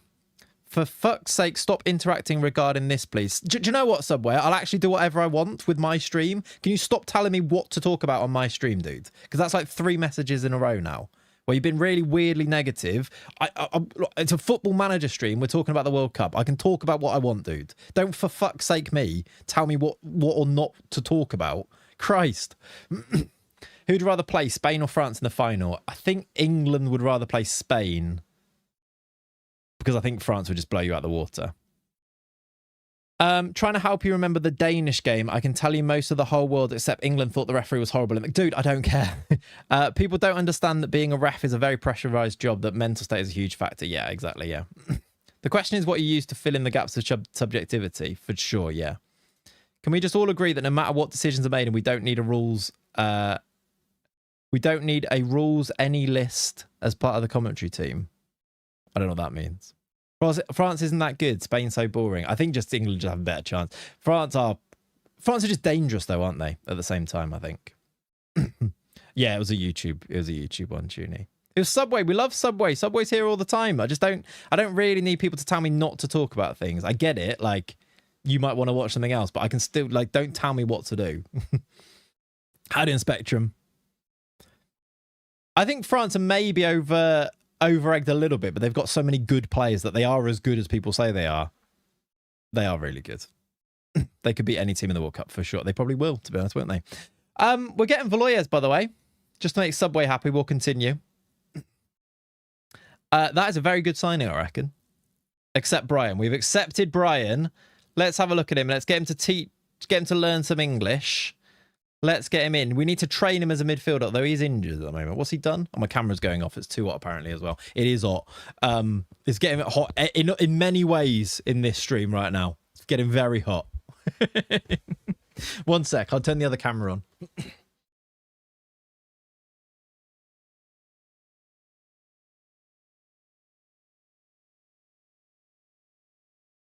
There we go. Side profile. Let me move that. I can move that there a little bit. There you go. Colon 102 watching here on YouTube. Come on, hit the like button. Yes, please. If you like angry rants. I'm not angry, we're all good. Clement Turpin, he's always terrible. I don't know. I thought he was all right last night, to be honest. The heat wave's kind of annoying. It is hot. It is hot. Right. Valoyes in. Let's get him to train as a midfielder. Which role? Channel midfielder? What do we want him to play as? He'll probably be great here. So maybe like midfield playmaker with that passing. Let's do midfield playmaker. And all said and done, chat, if I've got frustrated with you, or if you think I have, you've interpreted it that have way. A nice Calippo and enjoy the Clayts. Hey, thank is a you. I agree. View. Enjoy the Clayts as a stamp view. I am a stamp at the moment, yeah. It's all love. I 100% get it, by the way. If things go against your team, it's rough. I get it. Subway, it's all good. What you're probably trying to say is you're getting frustrated because we're talking about this and it's going on rather than talking about Football Manager, which you're here for. I get it. At the same time, I don't really need telling what to do. Like, I get it. I know what I'm doing. I've done this for a while. It's all love, but let's just chill out a little bit. We don't need to be that upset, guys. England won. Don't worry about it. We'll probably lose in the next round. And if we don't lose that round, we'll probably lose in the final, which would be great for you. It's fine. It's football. This happens. Jude Bellingham is underrated in FM26. Discuss. Yeah, maybe. I don't know. He's probably rated about right. And then I think he's really grown in this tournament. It's getting hot in here. Let's have a nice clip and enjoy Clayts as a stamp view. Exactly. Thank you, Ratchet, for the follow, dude. Teacher voice came out there. Your year sixes must have been the most disciplined bunch around. My behaviour management was good, chat. Back in the day, it was good. Let's schedule next Sunday stream for 8 p.m. UK. I did actually think about that today, whether we should do it later on today as well. Let's be positive, guys. England won. Stop complaining. Exactly. If you're unhappy, if the motivation for your comment is because you're upset that England won, let's leave it, because it happens. It must be hard work being Scottish or Welsh or Irish or Danish, apparently, in these trying times. But it's okay, because they probably won't win the World Cup anyway. The world needs England to send Argentina packing. There is a bit of that narrative going around a little bit, isn't there? Yeah. Yeah, no, Subway, you're completely right to be frustrated. You're right. And I'm sure that your frustration meant that you worded it in the wrong way. And then I reacted. It's all good, dude. It's all good. I know where you're coming from at the same time. Clayts at school to little Timmy. Shut up, Timmy. You are wrong. Your dad is wrong and you're adopted. No, I never did that. I never did that. This will be fun on the VOD, won't it? Do you think Spain have a chance to beat France? Yeah. Yeah, no, I do. I think France will probably win that game, but I think Spain will give them because of the styles of play there. If Spain just dominate the ball in that game and basically like death by 100 cuts them, yeah, I think they can beat them. But you wanted to more than once. Yeah. Right, we've got our affiliate club verdict. They have offered us Burton Albion's a really good one, chat. They train at the St. George's Park, right? Which means where do you see it on here? Their facilities are super good, which would be a great place to send players. They play in League One, superb training facilities, superb youth facilities. Do Crew still have really good? Because Crew's another option there. They've got superb and excellent. Tell you what, the board have done quite well with these. Superb, excellent, or both in League One. What was Burton's? Superb. Is superb better than excellent? This is where, like, I don't really, like, how do you know? You need, like, a little, like some green dots or something to show you this, don't you? Honestly, I think England would have won anyway because Haaland had some problems and couldn't support his team the way he needed to. Like, he couldn't play at all. That was a strange one, him going off, wasn't it? It was really odd. I think it's one of those games where there wasn't really loads in it. It wasn't a great game in terms of quality. And I think ultimately the chips just fell England's way last night. And they probably have the better squad of players and they could bring better players in off the bench. And it was just one of those things, wasn't it? This is what I was saying about earlier, superb and excellent thing. I know. How you actually... and I've been playing this game so long, I still don't always know. I think superb's better, right?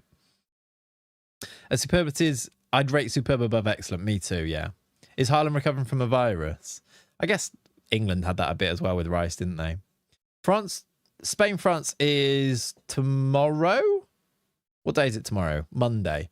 And then England... Is it tomorrow or is it Tuesday? Tuesday. I think he went... I don't know, to be honest. And then England's Wednesday, yeah.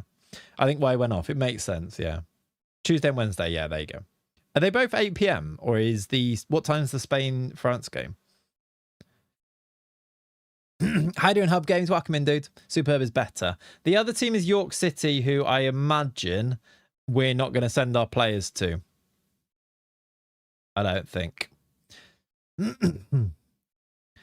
Said in Discord, I reckon Solbakken and took Haaland off, hoping England would switch off and they could nick a goal in a shootout. It doesn't really make a difference if it's him or JSL. Yeah, maybe. Maybe.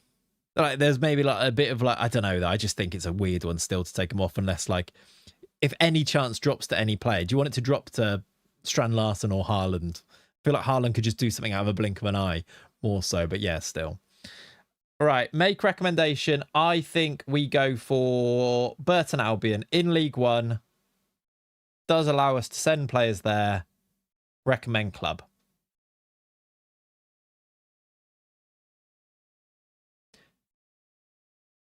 Chat, why does it do that? Did you just watch me do that? I didn't click York, right? You've indicated your preference would be York City. I didn't. I didn't do that. Literally clicked it and made sure. The reason I was checking for that is because I did the same thing in the Wesker save and it gave me a team I didn't want. Yeah, can you VAR the VOD? I think Football Manager's gonna Football Manager, but I'm pretty sure that I even checked it then. And I had it clicked, right? I don't... But yeah, someone checked the VOD. Maybe it was wrong somewhere, but I was actually being careful then. Right, we're having York. I guess it doesn't matter all that much about the training facilities, but it's just annoying, really, isn't it? How you doing? Matt Raid, second yellow card. Welcome in, Raiders. I hope you're good. Hope you're good. Bear with me here. Conspiracy theory. That was Argentina that they did that. I think you're wrong. I think it's a bug. You have to click through each team and then pick the one you want. That's so stupid. But yeah, next time, I guess. Hey, Clayts. I come from Matto. He forced me to come here. Some sort of Twitch feature. Nice. Welcome in, Raiders. I hope you're good. Hope the stream was good. How was the Football Managering going today? Let us know. Is Burton more local? Maybe. Sorloth made so many mistakes too. It's sad to watch. Can I ask you a polite question? You can, Emre. Of course you can. May you drop your Discord link, please, so I can join it. Can someone send me a link in the Twitch chat so I can copy it into the YouTube chat? It should be in the... It's on my YouTube page, Emre. If you go to YouTube and then links, it's on there, dude. When Pavso was up in 10 to 12 business days, he can fix it. Yeah, that's true, actually. I don't think he will, though, but you could. Who has the cloak declaration for the raid? They must have to sign it. That's true, actually. Kokota's got it, I think. I think that's what it is. There's the link to the Discord if someone wants to. I'll post it in there. Can I? Apparently I can't. Apparently I can't copy that. Emre, I'm putting it in the YouTube chat now, dude. I'm putting it in all the chats. There you go. That should work, hopefully. All right, York City are now our feeder club, even though I didn't mean that to happen. That's great fun. Well done, everybody. Got a bit spicy in there for me. Got what? What, in the Discord or this chat today? It was good, didn't it? Just done a check. You did click Burton. I thought so. Stupid game. Oh, well. Dennis has turned professional. This guy's Sean Derry. Is he any good? He's quite a good coach. We'll keep him.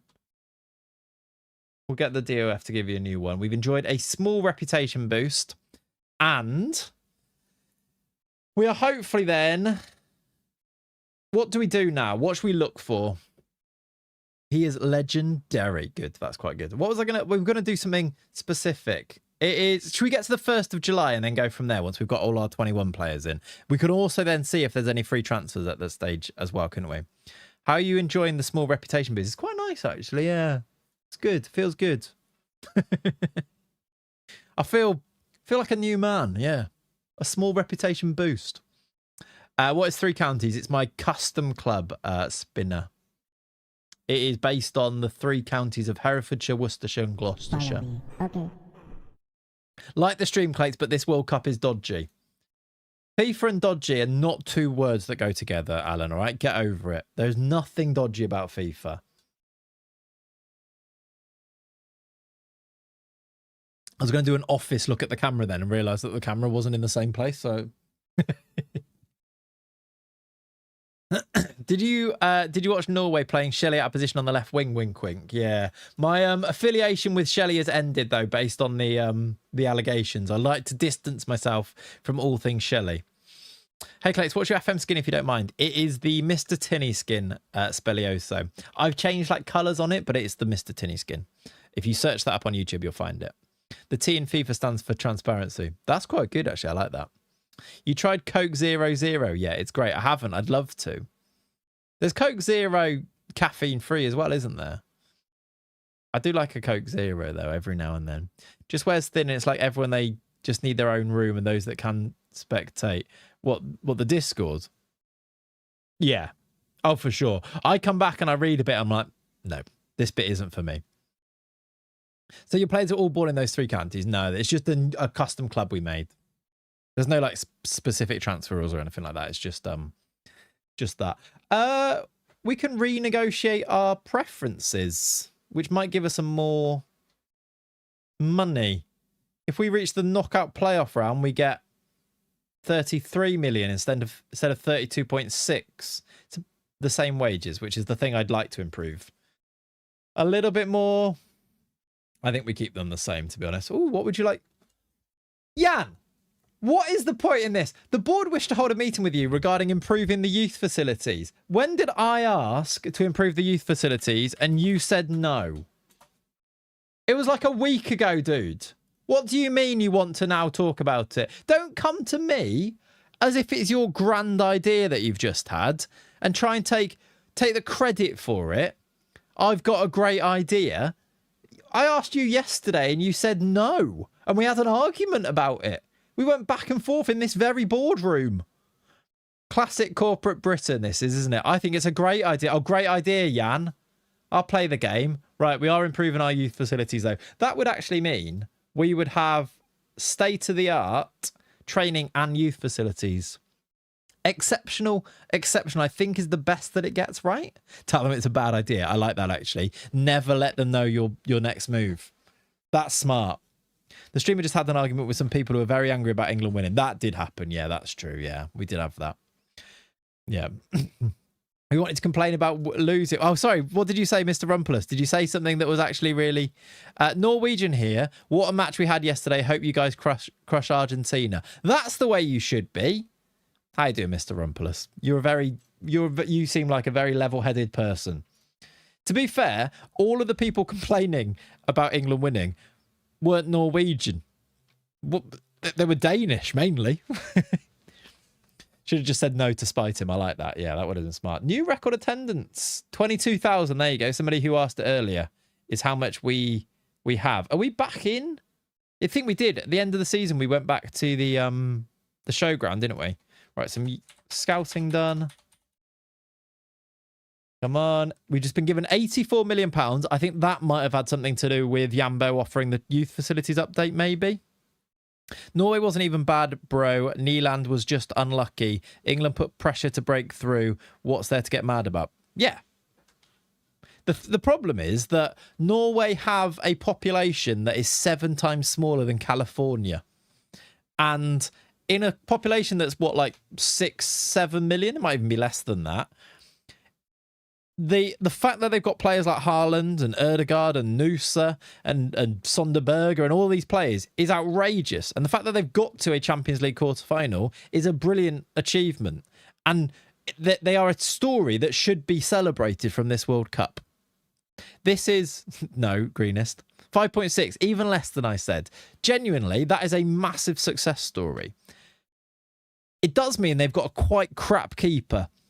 And it is crazy to me that England did not have more shots, exactly in the same way that eventually gets the winner, which is a really rubbishy goal to win a tie like that on, isn't it? After a game like that, which wasn't particularly high in quality. But Nyland was like a crap backup keeper for Villa like 6 years ago. Crap keeper, what are you on about? I don't think he's very good, Mr. Rumpus. Maybe you disagree. But from any time, he's played in England for a long time, as Neeland. He's been really bad. So maybe you've got different. You can of course disagree on this, but that's sort of what it is for me. It's a sad way for them to go out. The ref was so bad it was scary. England's second best in everything. I don't think that's true. Couldn't disagree with you more. Do you think he's good? Fair play.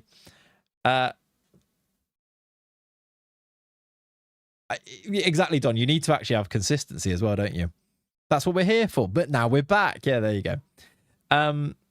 Did I say champion? I didn't say Champions League quarterfinal. Did it World Cup? If I did say that, I don't know why I said that. There you go. He had a really good run of games. Yeah, exactly. But it doesn't mean he's a good keeper still, does it? Have you watched his performances besides the England match? Yeah, I watched every game. And I've watched him play for Villa and I've watched him play in England for however many years where I've thought he's rubbish. And then he does that. Are you sure? Yeah. Yeah. I'm sure. Form and ability are different things as well, by the way. Like, aren't they? Honestly, you're allowed to think he's really good. I'm also allowed to think he's not very good. And I also think he's responsible for you not winning the game. Like, with that high quality team, I think England should raise the match tempo because it's too predictable. I think they must have struggled with the heat, or like there's like a bit of a weight of expectancy, or there's something there, isn't there? Saw him take one over the line but didn't concede. Yes. You're confident you're not mixing it up with a different person? No, pretty confident. Skin name, it's the Mr. Tinny 23 skin. Unless you're Memo or Ochoa. That is true. That one tournament does make a career. That's true. Right, let's get these. Oh, Fault to Kimper. Fault to Kimper mention, everybody. Congratulate Andre Sani. What did he just get? Best player in Euros under 21s. Is that just finished then? Did England win it? I don't know who that is. Who won this tournament? We had an Israeli player win Golden Boots. We had Sani win Best Player. That's quite fun, isn't it? How do I even click on this tournament? Why can't I click on it here? Who won the... I can just see Championship Goal of the Season. Is there a way to just see the click on the tournament here? There. It was won by Portugal. So there you go. They beat Serbia in the final. My man Andre Sani, yeah. The ripple effect of what? Of was it Neeland in goal for that goal, was it? That's crazy. With 45-year-olds CR7 up front. In the under-21s, probably not. But yeah. Your assistant... Hang on a minute. What? Your assistant manager, Toby Rayson, has been linked with the manager's job at Dorking? We can't... He's not... I don't think he's that good, is he? We didn't make him super good or anything. Do you have AC in your house? I've got an AC unit in this office, yeah. What a step down that is. Right, I'm going to just decline that and hope he doesn't move, I think. But we might need a new assistant if he goes. That's a star fit that we're going to have to do that I was not expecting. Al Nasser linked with Luca again. 17.5 million. There's no way they offer that. But if we get that money, he is going. Imagine, though, after all these years, we get 17 million for him. Exactly. We're in the Champions League. You can't leave us now. That's crazy. I think he might, though. Sometimes when they do get linked like that, they do go, don't they? I'm getting flashbacks to Crane Cam. That was against Dorking. You're right. You're right. Maybe that's why he wants to go. We'll always have a link. Always have, like, some type of link there. How did... Oh, yeah, I don't know. He didn't actually... Did I maybe not send it to him, Holmesy? I don't think he did react to it, but maybe I didn't send it. I took a screenshot and then maybe forgot. I need to tell him. He was here earlier, actually. Eric Neeland. Who does he even play for now? Is that even his name? First name? What's Neeland's first name?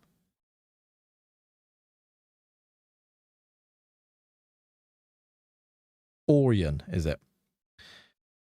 He plays for... He's 35 and plays for... he's played 59 games for Sevilla. He left Sevilla this season. Played 59 games in 3 seasons. because he was back up for Sevilla, yeah. So he played. Yeah, he's not very good. I mean, I guess where I've watched him is when he was at Villa in 2020, and honestly watched him and thought he's absolutely dreadful.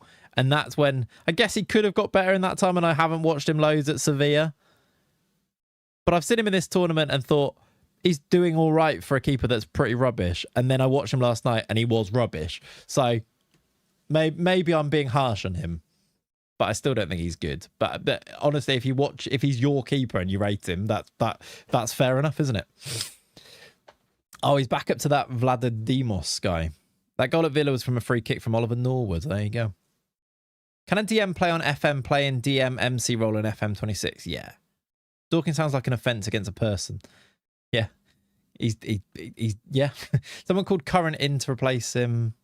Released by Sevilla. Okay. Who is DM? What is DM? Pereira has signed permanently. This is the moment to be celebrated. After 4 years on loan, John Pereira is officially a Three Counties player. Look at that. Look at that. I think what he did wrong with that Rodgers shot, by the way, is he tries to catch it, which is a crazy decision. And there's been loads of that in this World Cup where they've just keepers misreading the flight of a ball like that because they move a little bit more, these balls, apparently. But I don't know why he's trying to catch it, because I think that's the problem. He doesn't try to... Yeah, Lamans as well, the evening before, right? Very similar. So, like, it can happen to good keepers, I suppose.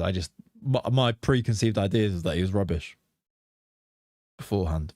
We received money from Three Counties, yeah, from we did. We got 20% of the transfer profit. We just got 5 million back on that. Very good. So actually that cost us 37 million, not 42. That's good, isn't it? Jabulani. I don't think it's quite as bad as the Jabulani, but it is a thing, I think. Which does make you wonder why more players aren't taking more shots on. Was there some more charges? Good.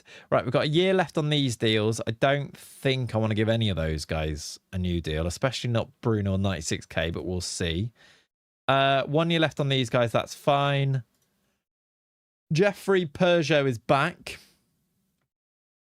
Nobody going to mention Pickford just watching that cross go in. I don't know if he's got loads he can do with the cross. It's one of those where sometimes crosses that go in like that is just one of those.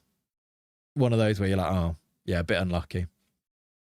He actually pulled out of the save thinking it was going wide. Did he? Yeah, maybe I need to watch that one back. Maybe it is a Pickford mistake. I just think it's one of those where you think it's a cross and yeah. Pickford's a strange old bloke, though. So sometimes he throws those in, doesn't he? I think he just thought Accidental Worldie was going wide, yeah. Yeah. Bigger conspiracy, why didn't they play Haaland, right? Ollie, this is not the stream to start baiting people, all right? Those balls will take somebody's head off. It's getting dangerous, to be honest. I mean, maybe. Maybe they need to ban them. They're dangerous. We've signed 3 players here. Nizia signed permanently. There's definitely value in selling him, by the way. I don't think we will, but if we got a bid to sell him at 35 million, we sell him and sign someone who can jump is the way to do. This is exactly the stream to bait for people. Yeah, maybe there's just a different vibe for an afternoon stream compared to morning ones. People are definitely more docile. I'm definitely more docile.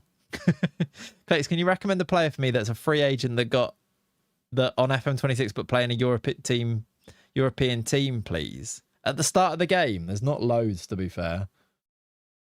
I don't know who to recommend at the start, and then it's different in people's saves, isn't it? So it's a no, really. You prefer Trafford or Henderson? I think I probably prefer Trafford, but at the same time, I'm very okay with Pickford being the keeper in this tournament. I think he proved that in the Mexico game. I thought he was brilliant in the Mexico game. Like, the choices he makes of where to come and punch were really good. And he does have a couple in this Norway game, like where he takes... Is it Morgan Rogers' head off? He takes somebody's head off, like in coming and punching it, and then gets the play stopped. And I think it's like you need that sometimes in a keeper. All the big marquee players were off the boil yesterday. Kane, Haaland, Messi. Yeah, after a tournament of where they've been very much on the ball. I wonder if I wonder what that is. I guess it's just sort of law of averages a bit, isn't it? All right, Sergio Thierry. This guy's good. We've signed some good players. This guy was on a free. 18-year-old winger. Belgian youngster. Free transfer from Pradillon. They're all in Spain. All of them in Spain. I don't know why. And then Sergio, another Spanish player. 6'2", centre-back. Looks pretty good, I reckon. Good heading. Good tackling. Passing's a bit rubbish, but he's only 18. Telling to play up front, no winger with that crossing. Yeah. He does. He is only 18, though. That crossing could be 13, 14 by the time he's 20. I thought it was funny yesterday how many ideas Tuchel had just to not use Mainu at all. Played Rice with, Rice when he's ill, moving Jude, bringing on James in midfield. Then again, I don't think I necessarily disagreed with any of them at the point. I saw people kicking off that Mainu didn't come on. And then I was also like, I don't think I would have brought Mainu on. But maybe that's because I don't rate Mainu as highly as other people either, though. But 14 finishing, it could be a striker. Yeah, true. If you're a top-class keeper, you probably play more than 250 games over a 20-year career. Yeah. Very true. I don't disagree because he's just so rusty. But if you don't give him minutes versus Panama, you're not using him rest of the tour, and he just thought it was very funny. Yeah. That's true because he didn't do that either. It's a weird one. I think some of the squad selection stuff is odd. But what I think is also probably true is that Tuchel's got a very specific reason why they're in the squad. And it hasn't, whatever reason Cobby's in the squad, we haven't had that scenario arise yet. So he hasn't used him. And I'm kind of okay with trusting with that a little bit. I need to know your thoughts on Arda Güler. It's not exclamation mark Güler maybe instead of Arda Güler. The Eze sub was wrong, so I had to change it with James. I think it was wrong, but I don't think it was. I didn't see it when it happened and think that's a weird sub. I thought, okay, I kind of get it. We're going to have lots of the ball, like move Jude deeper and bring Eze on rather than. I think he did then go and correct it and it was wrong because he wanted to move Jude back up. But I think at the time, I think I was okay with it. If you see what I mean. It's a mentality. He definitely picked players on mentality, yeah. And the way that he's read their mentality, I think, based on like the training camps, which is why a load of players aren't there that you think should be there. And in hindsight, probably should be there because we've, like Trent, we haven't got any right backs. But yeah, I think you're right with the sub having to be corrected. Right, a load of players just got released, so I guess we'll have a look at them. Who's this? Is that the massive guy? It is. The big Paraguayan chat is on a free, but I think he's rubbish. He is 6'8" though. It made sense, but Eze wasn't good in the 10. I think he was even worse left wing. And I think he kind of wasted what he wanted to do. I think he would have wanted to have done a Rashford sub left wing as well, rather than leave Eze then, but he didn't want to take Eze back off again. Yeah, it was an odd one. It felt like it was like scraping around quite a lot to try and find something. And in the end, it took somebody just taking a pot shot and getting a bit lucky with a rebound. 6'8" being on the right of midfield be a sight to see. It would, yeah. I think it's a travesty that he didn't take Slabhead. I don't think it is, to be honest. I think they could have used him now, but I don't think it's a travesty. Eze's not a winger, and he's not as good in the 10 as Jude. So that was the problem. I think Eze, I didn't really get the Eze pick overall, but at the same time, I didn't see it was a problem when he did come on. Dan Burn's the new Slabhead. That Dan Burn header, by the way. Oh, I think that was I think that might have been the most united the nation has ever been when Dan Burn wins that header, that massive one at the end. I reckon that could have solved civil wars across the country. Clear foul, by the way. You think what, the Dan Burn header? I'm not having this. He isn't as good at football as our Lord and Saviour Harry Maguire. As a big Dan Burn skeptic, I'm going to, again, base it on one tournament and say Dan Burn might be the best player in the world. Did you listen to the post-match interviews? Yeah, I thought they were very, definitely the media trying to stir things up for sure, yeah. That overhead kick block, yeah. Gordon was great last night. Best game of the tournament. Do you think? I thought it was quite frustrating. I thought he was good against Mexico. I think Gordon was better then. I don't think the game was particularly set up for him. I don't think it was his best game. I think it was fine that he went off early. Yeah, Mexico's his best game. That Dan Burn header was a clear foul on the ball. It was violent. Do you think? I think it was just a good header, wasn't it? But maybe. Maybe I'm wrong. Who are your favourite England players apart from Kane? What do you mean apart from Kane, as if Kane's my favourite England player? I don't like any of them. Jed Spence's my favourite England player at the moment. Love him. I like how he tries to score wherever. It doesn't matter where he picks up the ball, he tries to score. Like he's at left. If he's like left back, he just tries to and get to goal to try and score a goal, and I rate it. Oh, right. He committed a foul on the ball itself. Right. Got ya. Yeah, no, it was violent. You're right. Yeah, Jed Spence, I reckon. Purely on vibes. Not a lot of... Jed Spence as a sub is a lot better than Jed Spence as a starter. Absolutely true as well. I think we should have a look at a signing or two now. We've got 32... We're actually over the wage budget. I actually don't know if we've got loads to spend. We can go a little bit more. That gives us 15k, 26 million. I wonder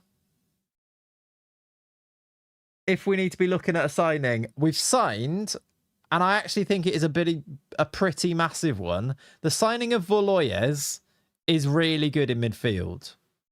Did I ever put him to train? I did. Did I change it to the right one? No. Let's make a midfield playmaker. I think that's very good. Do we look at sales? Okonkwo.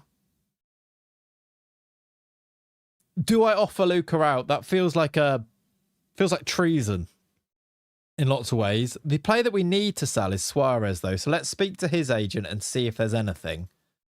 Right. Well, there you go. Al Nassr are ready to present a transfer offer. That probably means, though, that they... Was it Al Nassr that were looking at Luca, by the way? Update the squad with Voloyes. We will do, yeah. Al Nassr won't sign both, I'd imagine. Who do we prefer to sell here? Because if we sell... I don't know if... I think Luca might have to go as well. And I think it might be easier to sell Suarez somewhere else.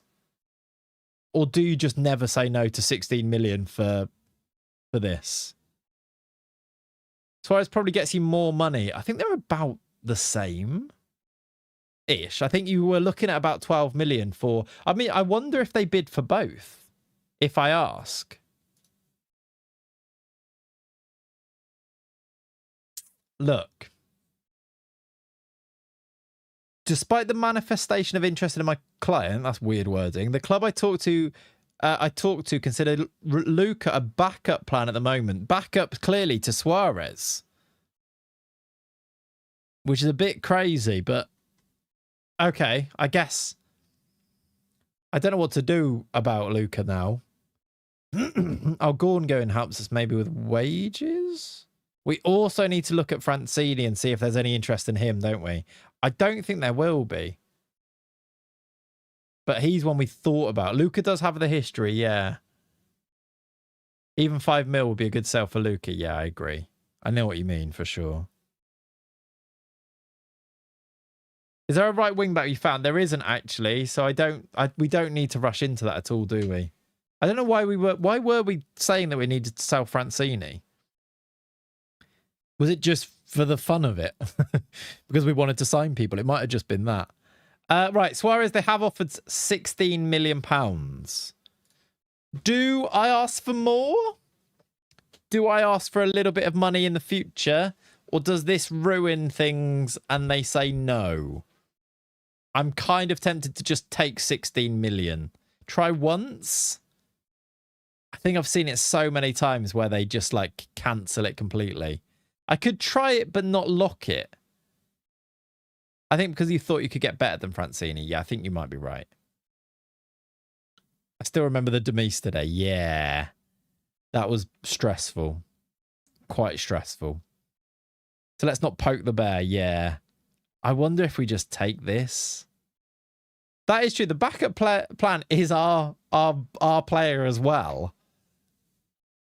That's true. They rarely sell players, so is it even worth it? The thing is, you can sell the clause, Smoke. So it doesn't matter if they actually sell them or not. In a year, we can sell the clause from whatever their value is. It's about 50% of it.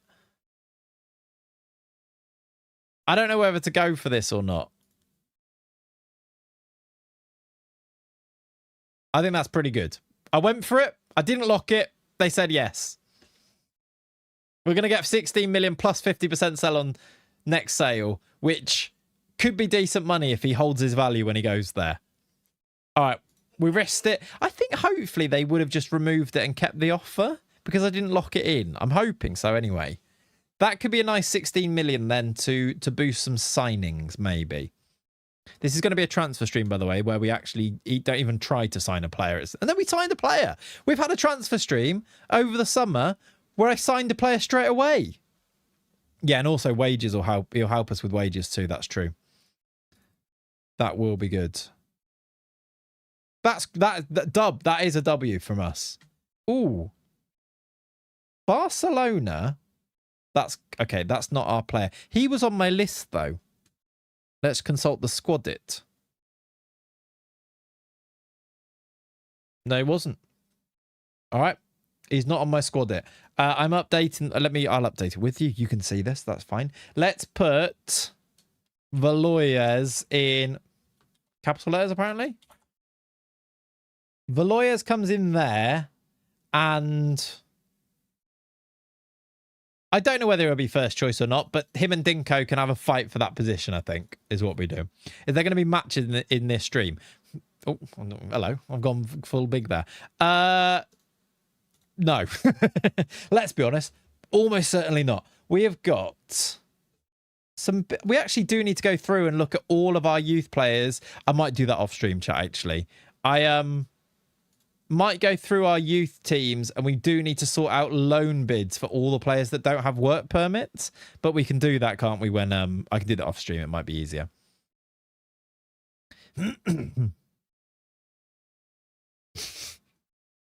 Full big Clayts for the win. Yeah, I mean, just now and then we can go to that, can't we? Just to consult with you, by the way, we are really looking at fullbacks. I don't think this is as much of a priority as maybe I thought it was going to be, because I don't think we can sell Francini. Like, I think it'll be very tricky to do. Whereas left wing back, I do like that guy, the Brazilian. But maybe we look to see if there's a really good left winger, but I think he is good. And then Boveda gets another season as first choice. And then maybe we just look at... Maybe we look at somebody like Goldoni. Do we finally pull the trigger on this man? And do we need to? I don't think he's fast enough, maybe. He's only 23 million. And he's 6'7". But he'd have to play down the middle, really, rather than... Although he can kind of play left wing. And he doesn't... Do you reckon he'd need to be a starter? Like, is that already? Is that a release clause? I think it's a release clause. Oh, thank you. Can Sani be moved? Yeah. Sani's could play wide. I'm not sure I love him there, but he could do, yeah. Brand, thank you, dude. Thank you for the 2 months. You legend. Thank you, dude. Sani could absolutely play there. We just need to train him a little bit, though. Get Goldoni in. There is a bit, like...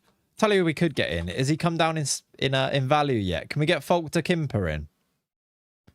Or Folk de Kimper. Terrific signing for the future. Similar money. Could he be our... He's more right-sided, I suppose. Could he be our winger / striker? He's a star player at Lazio. I see him.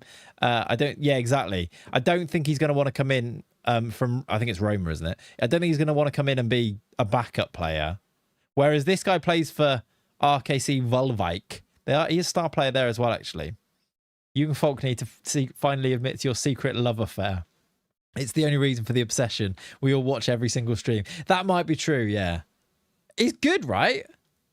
I wish the crossing was slightly higher. 22, under 21 international, plays right, plays striker. We could afford both. I don't know where we'd fit them into the squad is the problem, but we could. Should I turn this camera back on, by the way?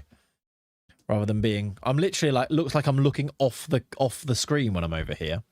How is he 2-starred? I don't know. He looks better than that, doesn't he? Yeah, you might... Yeah, I don't know.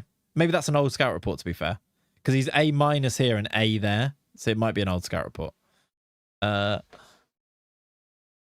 he's at a smaller club, he might be more willing to be at a lower role, yeah. Folk it, sign the lad. How would Folk be an inside forward? Well, I think quite good. Except for the crossing, I think quite good. We could sign both and loan Sani. Is that crazy? And if you look at the squad Dennis is also one of our backups.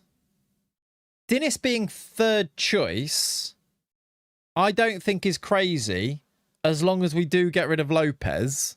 And then what you do here is basically Goldoni would have to play wide, but you do like the Kimper there, Sani there, or like Goldoni in there, and he could be one of the 6 type of players here. I think loaning Dennis is the play. I don't think Dennis... Is Dennis old enough to go on loan yet? I do wonder if we could... If we could loan out... We do need Sani as homegrown at club as well for Champions League, remember? That's a thing.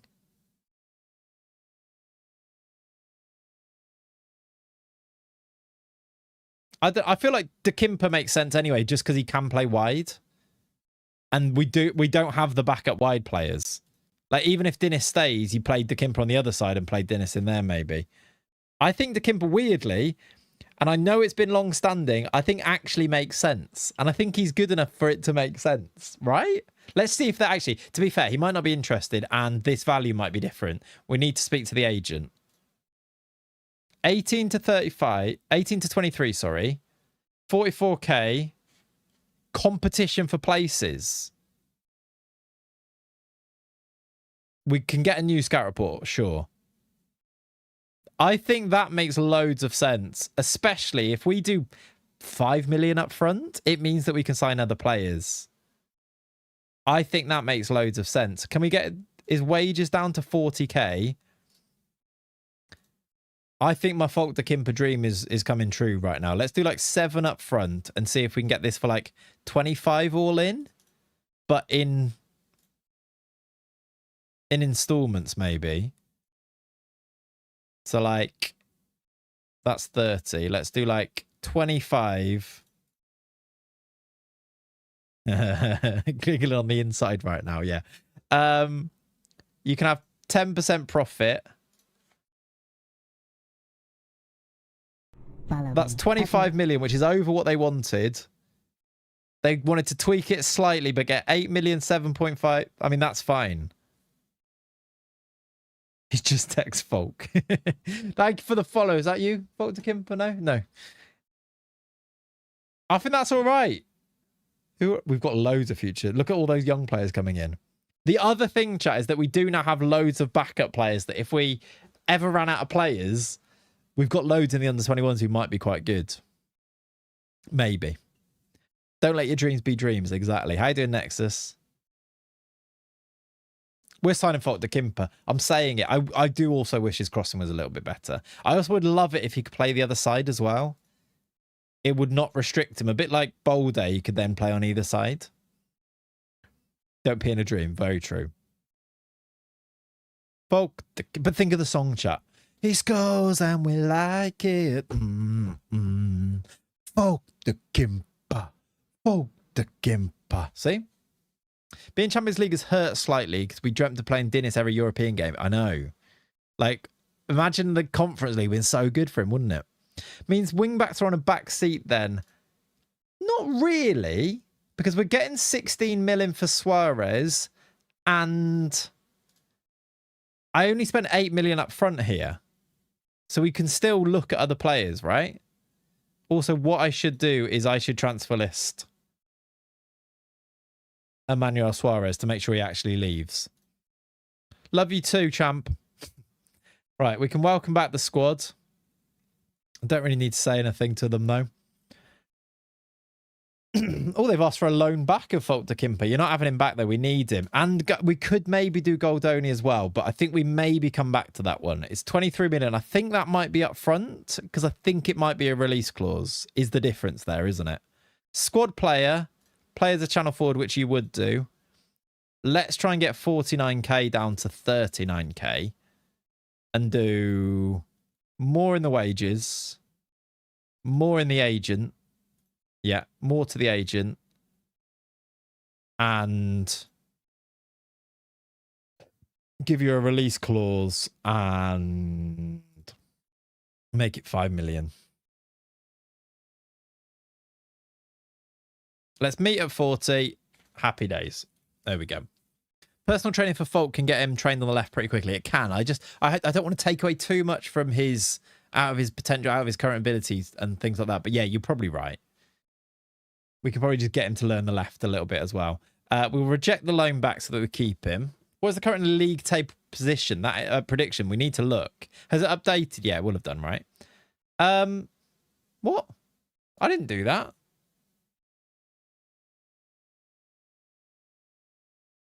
Chat, why has that happened? Is that because he's in the under 21s and have I got... There must be some responsibilities where I didn't do that. It must be under 21s loans are being done by somebody. Makes decisions on loan offers.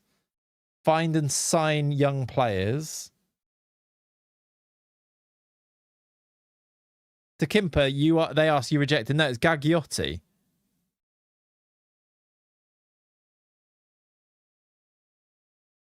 Where is loans on here? Gagliotti's just got a loan that's been arranged that I didn't do. Is my loan manager doing something? Loan offers. Make decisions on loan offers for young players. That's me.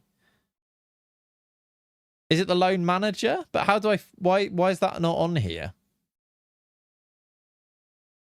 Negotiating players signings. Where's like negotiating player sales? Handle incoming offers, but there aren't any, no one offered because he's going to one of our affiliate clubs. And I'm in charge of all those anyway. In fact, I'm in charge of all of these, so that makes no sense. Staff responsibilities, is it on here somewhere? It's like find and arrange loans for like under 21s or something, right? Nope.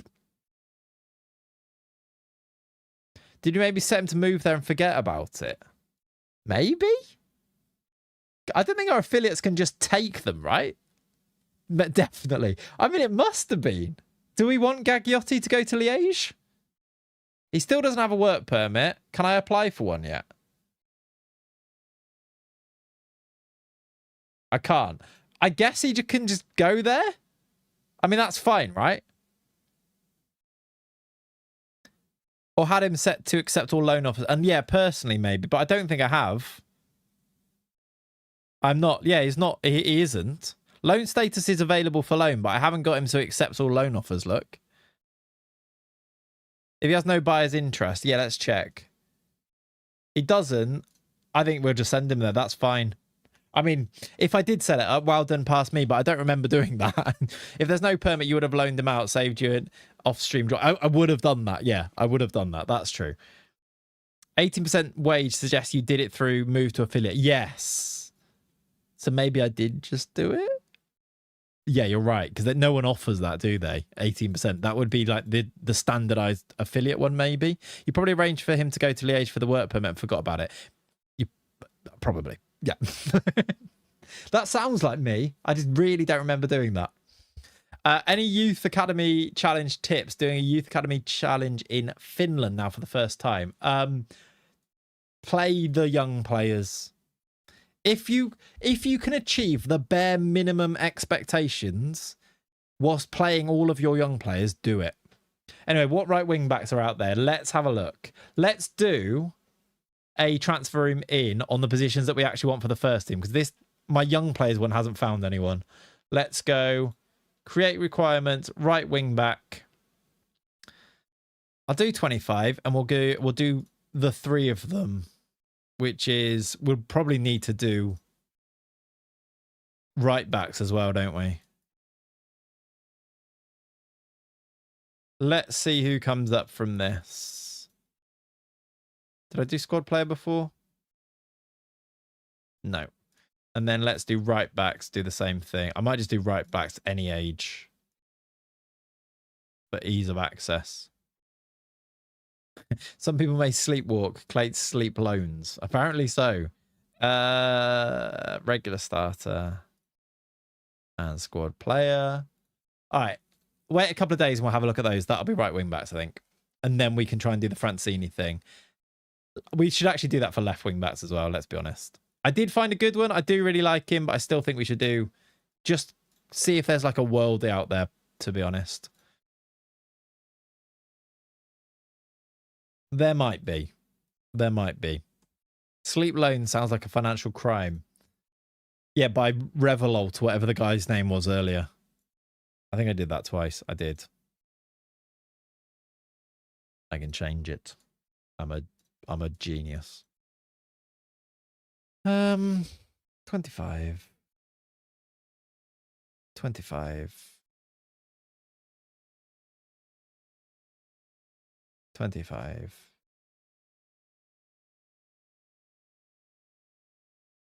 And finally. I see why Matt automates this, by the way. Long, isn't it? Wan-Bissaka, why not? Fine. Right, let's give that a... Ooh, what's the matter? Is it because I offered him out? He wants a new contract. I think you should leave. It's the average ratings, I think. He's fine. But I just don't think he's great. And he's 23 now. And I think we could get good money for him and he could be great. Infantino considering to expand the World Cup to 64 teams. Yeah, that was sort of arranged beforehand, wasn't it? He's gone, by the way. We're getting £15.5 million for Emmanuel Suarez. Does he... I don't think he does need replacing in the squad because of Voloyes coming in already. But we do now have a little bit of extra money as well. 42 million, a little bit more wages too. That's good news. By the way, look at Francini, his awards. He was in the best 11 of the season. From this season. I don't know why I've gone there. He was quite clearly on the news list there, wasn't he? Where did you even see that? How did you even see that? Like, what would you have seen on here? This one on his milestones. We got an R seasonal best 11, sure. Or is it on... Where do you even see awards on here? Yeah, no. Oh, yeah. There's a Premier League team of the week rather than a Premier League team of the season. Yeah. I was going to say, his average ratings weren't great. I'd be surprised if he got any type of actual award, right? Yeah, Johnny. I know the one. I know the one. All right, we've got some... The Kimper has agreed the move. We are just waiting on a work permit for him. I think he'll get one. That might be something to have a look at, actually. And I think we're just waiting on a few... Oh, I can apply for that. That's good. I guess we'll wait for these transfer rooms to come in and then we can have a look at options there. I still really like... What was his name? I still think, unless we find a standout option for left wing back, I really like this Edson. Okay. He is... I don't know if there's a release clause in there. Look. Foreign club, £14.5 million at most, but they actually want between 9.2 and 11.5. He's an under-20 international for Brazil. He's only 19. Natural wing back. Can cross. Good technique. I think he's quite good. Well, as a backup initially, yes.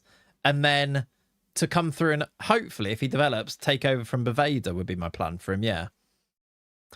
I don't know. Maybe he's not good enough, but that's kind of what I was thinking. Saba. Is Saba still going, by the way? Saba Karabeshvili. He's there. He's at Inter. He's only 24 at this stage. I mean, actually, is that a release clause? We could just get him for 36 million. You're sorted forever, but it's a bit boring, isn't it? Yeah, exactly. Might even overtake Boveda mid-season if he develops quite well. Darwin Nunez. Why have we scouted Darwin Nunez then? So the second choice is, yeah. I think Boveda, though, I don't think he's... Again, we just try and buy players because we can. I think Boveda's really good. Perfectionist personality, super quick, and then solid enough, maybe? Darwizzy, get in the van. Could we make Darwizzy a right wing back? And more importantly, should we make Darwizzy a free agent wing back? Right. So, is it actually the craziest idea? If you look at his attributes, tackling's pretty good, great crossing, okay dribbling, work rate teamwork is brilliant, acceleration and pace is good. Is that the craziest idea you've ever seen? Why is he still so quick for a 34-year-old? I want to live in a world where Darwin Nunez is my right wing back, honestly.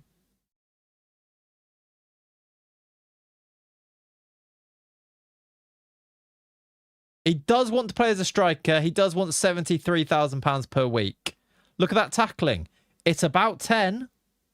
Those physicals are going to tank next year. Yeah, probably. But we could just give him... He wants a 3-year deal. Darwin, you're 34. Stuart, he's 34. What do you mean you want a 3-year deal? Selling for a profit. I mean, I've seen worse as well.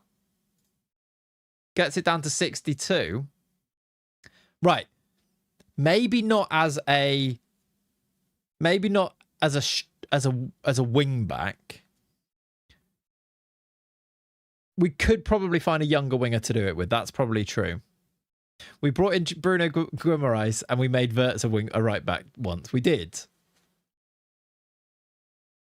Regular starter. Well, I'm going to have to remove this one, I'm afraid. He wants a new goalie. I want the wing-back dream. I'm kind of into it, you know. What? That's a great question. What's Florian Wirtz up to? That's a great question. Would you be a...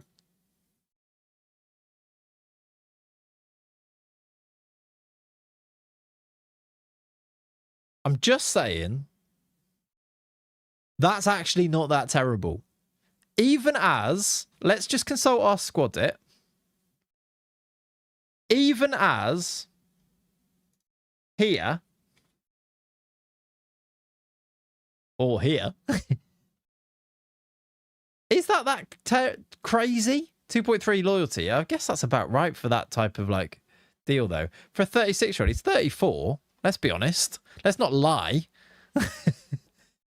He's 34. We're in the Champions League. We can afford 36 in 2 years, but he's 34 until he's 35. I don't know why he wants a 3-year deal. That does seem a bit mad, doesn't it? I fear that you may not be able to talk me out of this, is what I fear. He's 37. He's not old. 1 year and sell, it's fine. Would I have to give him like way more money for him to do 1 year? 60k with a relegation and minimum fee release clause of 10 million. And that'll free if we go.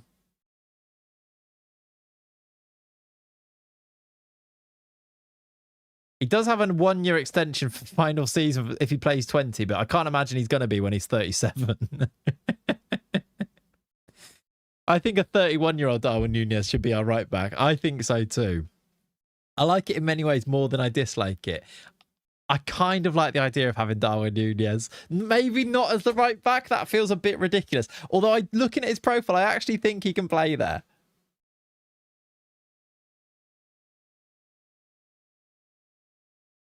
57k a week.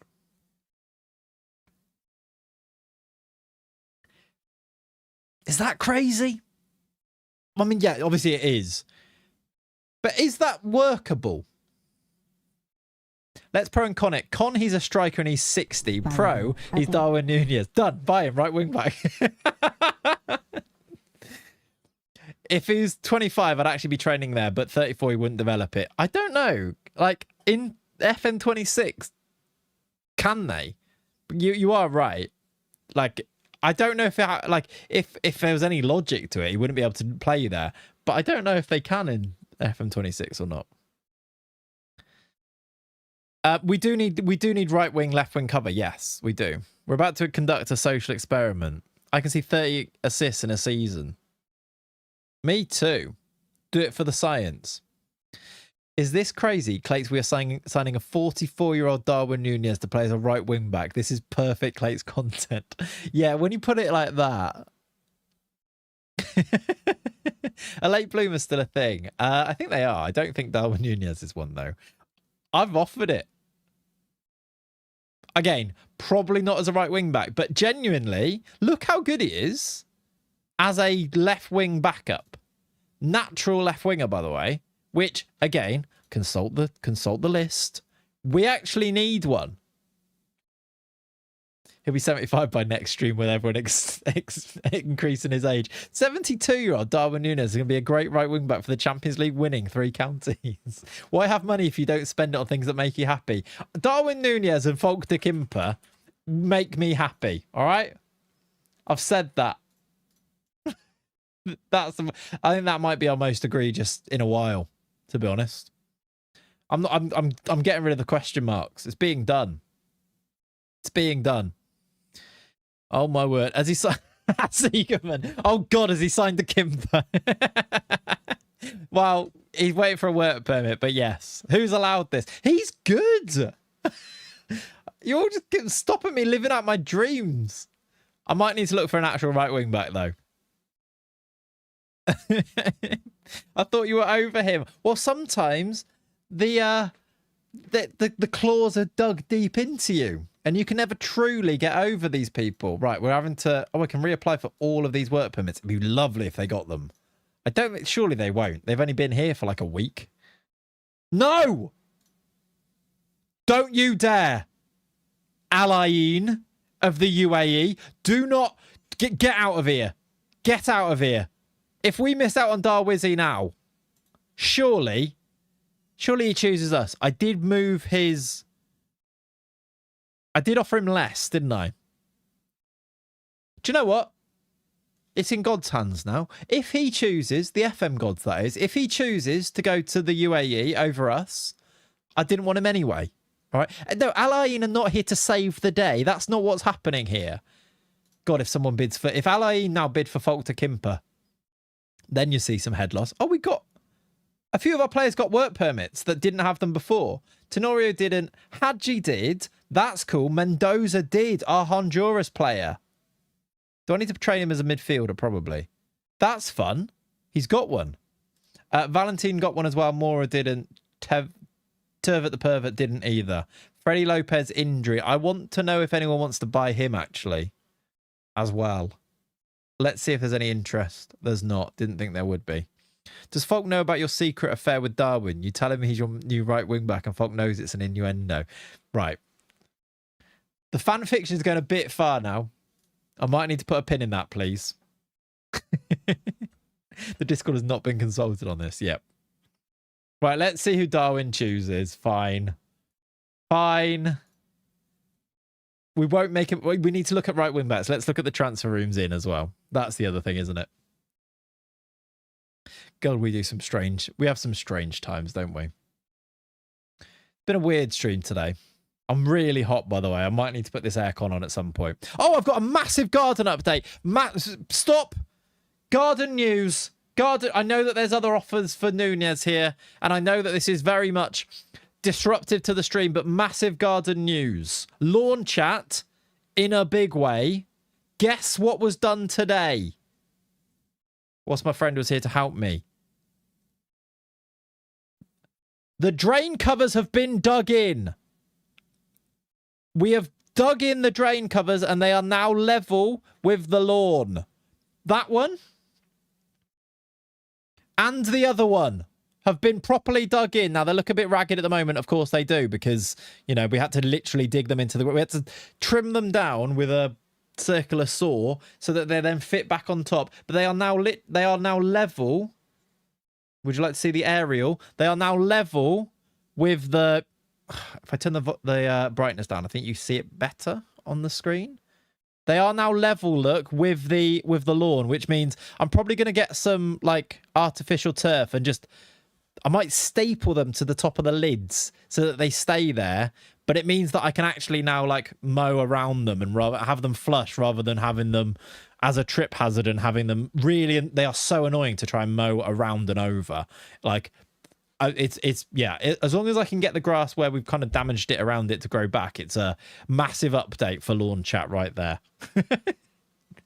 Big lawn chat. And also the grass is doing all right with all the hot weather, which is cool. Nice bush. Thank you, Ziegerman. Right. Shabab Al-Ali have also offered, which suggests to me that somebody somewhere, maybe his agent, has suggested he might want to go to the UAE, which I don't like. Brainiac! Thank you for the sub. I can only assume that's because of your excitement in seeing the flush lawn drain covers, right? Don't you want them just below the level of the lawn to properly drain? They're not actually for drainage, Johnny. They're access to the... It's where all the pipes meet underneath, so they're not actually for drainage. They're covered, and they were raised above the top, so there wasn't actually any drainage happening there. It's just where the water companies need access to where all of the pipes underneath meet. So they're inspection covers, yes. So annoyingly, they still need to have access to them. Otherwise, they'd have to tear up my entire lawn to get access to them if there was a blockage somewhere. But basically, now they're flush. It means they're not so obtrusive. That's not a word. Intrusive. Is obtuse? Obtrusive? You know what I mean, anyway. Just stick some planters on top. You'll never get fake grass to look right. Yeah, I did wonder about that. It's just they're right in the middle. I don't want them to look right. I just want them to look less.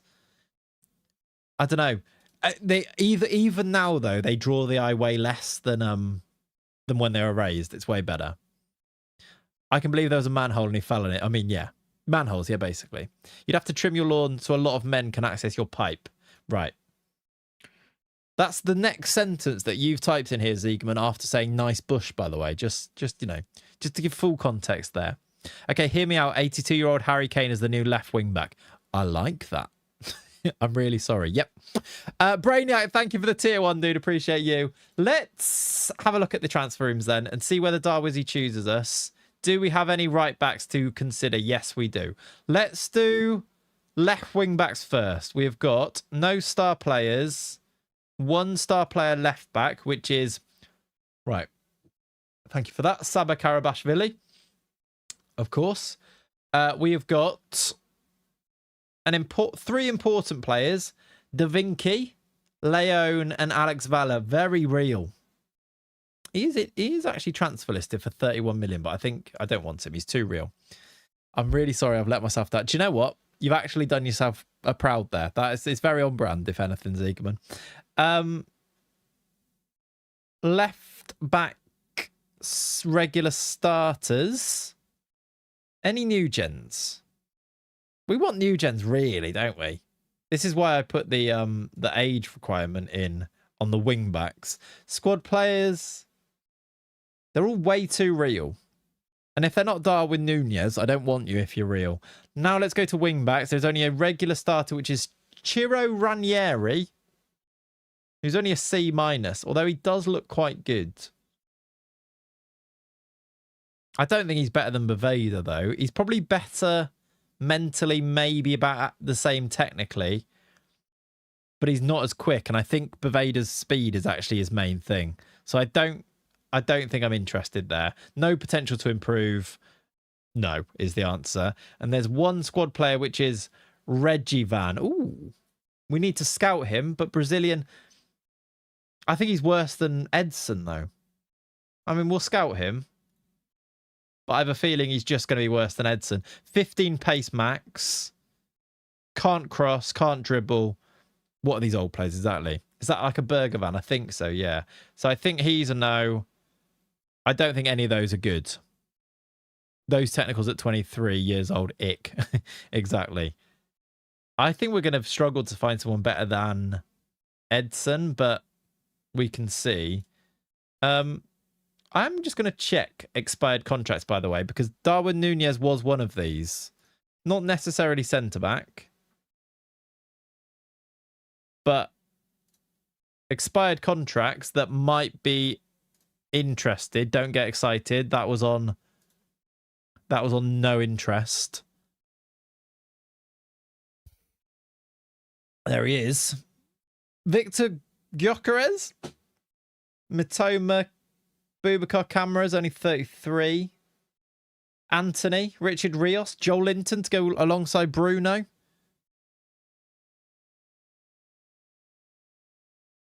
Paquetá to go alongside Bruno. We'll just get a really old Brazilian midfield. That kind of works. Is this done by rep? It is, yeah. Are you only going for unks? I mean, to be fair, I've not gone for any unks yet. Well, I have. Darwin. But we also signed a 19-year-old, didn't we? Follow me. Paquetá and Bruno are super close. They are, yeah. Gyökeres as a centre-back. I rate it. There's Wan-Bissaka. Somebody mentioned him earlier. Yeah, these guys... I don't think we need to look at these. I think we're being silly looking at these, if anything. What's the Russian that can play both sides wing-back? I don't know. Not sure. I think... Let's have a quick little search for right wing-back. Not expiring. Is 23 and younger. And is just interested. And we can go by... I guess if I scouted them, we can have a look. But I don't think I've scouted loads of them. Maybe go by rep. Thing is, I just need to wait on the transfer rooms in, really. There's a guy here who plays for Inter. 2 that play for Inter. This guy's wanted by Spurs. Centre-back or a right wing-back. Serena Wiegman. Yeah, basically, on this list, Kabavnik or something, is it? Don't know. On the expired list you had up. Oh, okay. Was there one on there? Sorry. I don't think he's going to be very good, though. He looks pretty good, that one Spurs one. Yeah, he does. I guess we should get a scout report on him. He looks good, but we don't know yet, do you, basically? Because he looks well-rounded, but these could be 10s, and then he's rubbish. He's also a centre-back, which is weird. Can we see... If I replace this with international caps... Let's have a look at someone who's played internationally. That's a decent nation. I assume you've not played for England. You've played for Uganda, which makes more sense. This guy? Nope, he plays for Congo. Belgium has played... He's got 2 caps for Belgium, this guy. 22. He's quite expensive, though. He's kind of a right winger. Let's see. None of these guys look as good as Darwin Nunez, honestly. So I know where I'm leading. Francini still wants a new contract, and I'm still going to ignore him in case we need to sell. I don't mind if he's going to be upset because I might have to offer him out soon if we do sign someone. I guess we need to find out whether Darwin wants to join us, don't we? Which is a ridiculous place to be. I don't know how we've got ourselves into this situation. Oh, God, I didn't pick... I hate when it does that. Okay, somehow we've picked 45 players, including Derek Pringleton and Smithen, and they didn't pick Chucky. I'm going to have to tell him it was an error. Sorry, Caleb, I made an error in not taking you. It won't happen again. Literally... Club's biggest legend, and I didn't take him on the training camp there because I left it to my assistant. That's not good. Right, we can apply for that. Let's do that. How do we get into this situation? Because we want 107-year-old Darwin Nunez as our right wing back. That's why. I love how he's getting older. Folk the Kimper! Folk the Kimper, he signs and we like it. Dun, dun. Yeah, actually, you don't like it. He signs and I like it. 8 million out of the coffers. Folk the Kimper's a 3 counties player. Come on, get in. Everyone else goes, the crowd go mild. I want a 112-year-old Nunez as a DLP. He's here. Backstein can welcome him. He can. What number do we give Folk to Kimper? What suits him? Maybe we'll do numbers later. We'll do numbers later when we do all of them. Squad registration, though. I assume we should register the... Again, I don't really need to do this now, but just do that for now. 67. Right, no. Time for a new song production. Agreed. Right, how was he... The board are extremely disappointed with the deal to sign Folk de Kimper. Why? I think he's quite good. Only 22?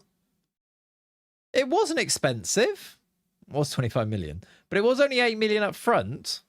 The ball can take a walk. I agree. I think he covers us on the right wing. I think he's got a great song. Yeah, actually, to be fair, it's Yambo and it's because I spent money. That's true. Oh no, he's not the big lad. So yeah, Johnny, maybe you don't love it. I did scout him when we were in about League One. And I was going to sign him and everyone said, no, it's too expensive. So 5 years later, I'm signing him. I've signed him. Right, Contreras. I think I looked at him as a youngster. He's gone to Barcelona for 10k, which feels like a bargain, to be honest. We do have money now, yes. They gave us some money. We sold... Was that Wilshere about to be made the Brighton manager? A little less now that I've spent it, true. But we are a Champions League team. We need quality all through the squad, and I think he's a great backup player to have. Can play across the front three. Well, he can play striker and on the wing. Jan doesn't like spending it, no. Right. Do we have any more on our transfer rooms is the question. Doesn't look like it. Oh, there is a couple of extra ones, but they're not very good. Akin Kuzu from Kasim Pasha. Guess we can scout him. When you get home tonight and talk to him in bed, tell him that Yambo thinks it was a mistake. Do I have to come out and deny reports that we're in a secret relationship, me and Folk de Kimper? Because I can't deny that right now. I prefer not to speak. Darwin Nunez is joining, by the way. He's chosen us over Alain. Darwin is a future Wyvern. And this one, okay, this one I have lost my mind. A 34-year-old Darwin Nunez has chosen us. I think he looks good. I actually don't think he looks... I think he's 34 and he has signed a 3-year deal there. But I think he looks quite good.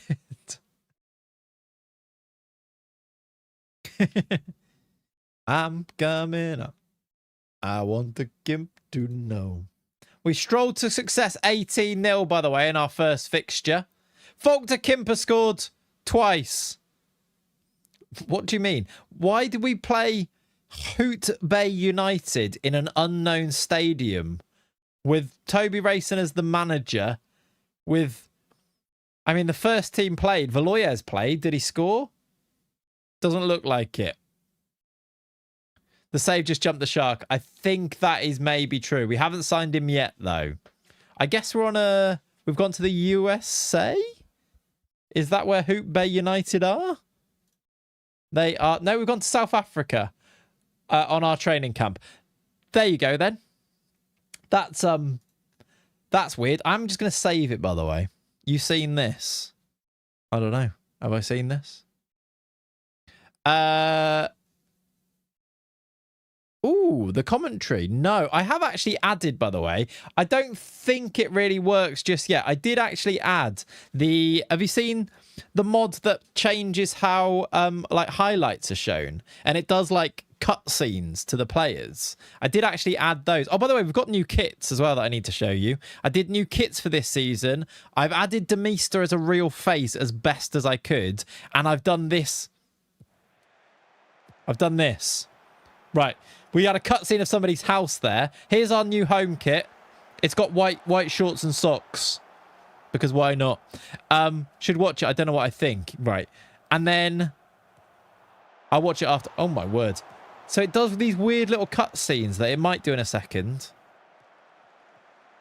But I just thought it was fun to try it out. Here's Demister with his slightly more real face. There's Terrier scoring the goal. Terrier looks quite white there. He doesn't really look like him. But I used his actual face to make it, which is weird. Let's see another goal, see if it does it. I think it only works in like maybe... I don't know. I don't know if it's... I think maybe you need the stadium mod, but I'm not sure. Valoyes looks massive, by the way. Lovely finish. Think incredible for single player. Yeah. Yeah. Anyway, a few little changes there. I think you'll see it more when it's in like a proper stadium rather than that park that we were just playing in there. The other... Valoyes is a beast, yeah. I did give us new kits, by the way. These are the new kits for this season. I think they look... I think that third kit is lovely, by the way. I will say this late in the cycle, can these guys put it out for free? Yeah, I get what you mean. Yeah. I think possibly that'd be nice. Or let's say use this as the beta ready for next year or something, perhaps something like that, maybe. Who's the sponsor? Holy is indeed the sponsor. If you'd like to get some Holy, you can get yourself 10% off by using the code in the chat right there, indeed. Although we're not actually current, the stream's not actually sponsored anymore, but the link still works and it still does go through my referral link. I'm really bright, but also I don't want to close that because it'll get even hotter. Anyway, I like the kits. They're quite cool. Let's get Darwin through the door, and then I think we might have peaked for today because I don't think you can beat that. Lifting the UCL in that kit is going to look great. I agree, Tacos, and I think we probably will. I don't know if... Yeah, it does. It should still work. Try it, because it was only a couple of weeks ago. If you go to the most recent video that was on, it should still work. Yeah, in fact, I had some of those beers last night. They are delicious, the Mexican ones. I don't get a kickback per sale on that, but anybody who does use the link basically shows them that it's worthwhile paying me to put them into videos. So it still like helps me out.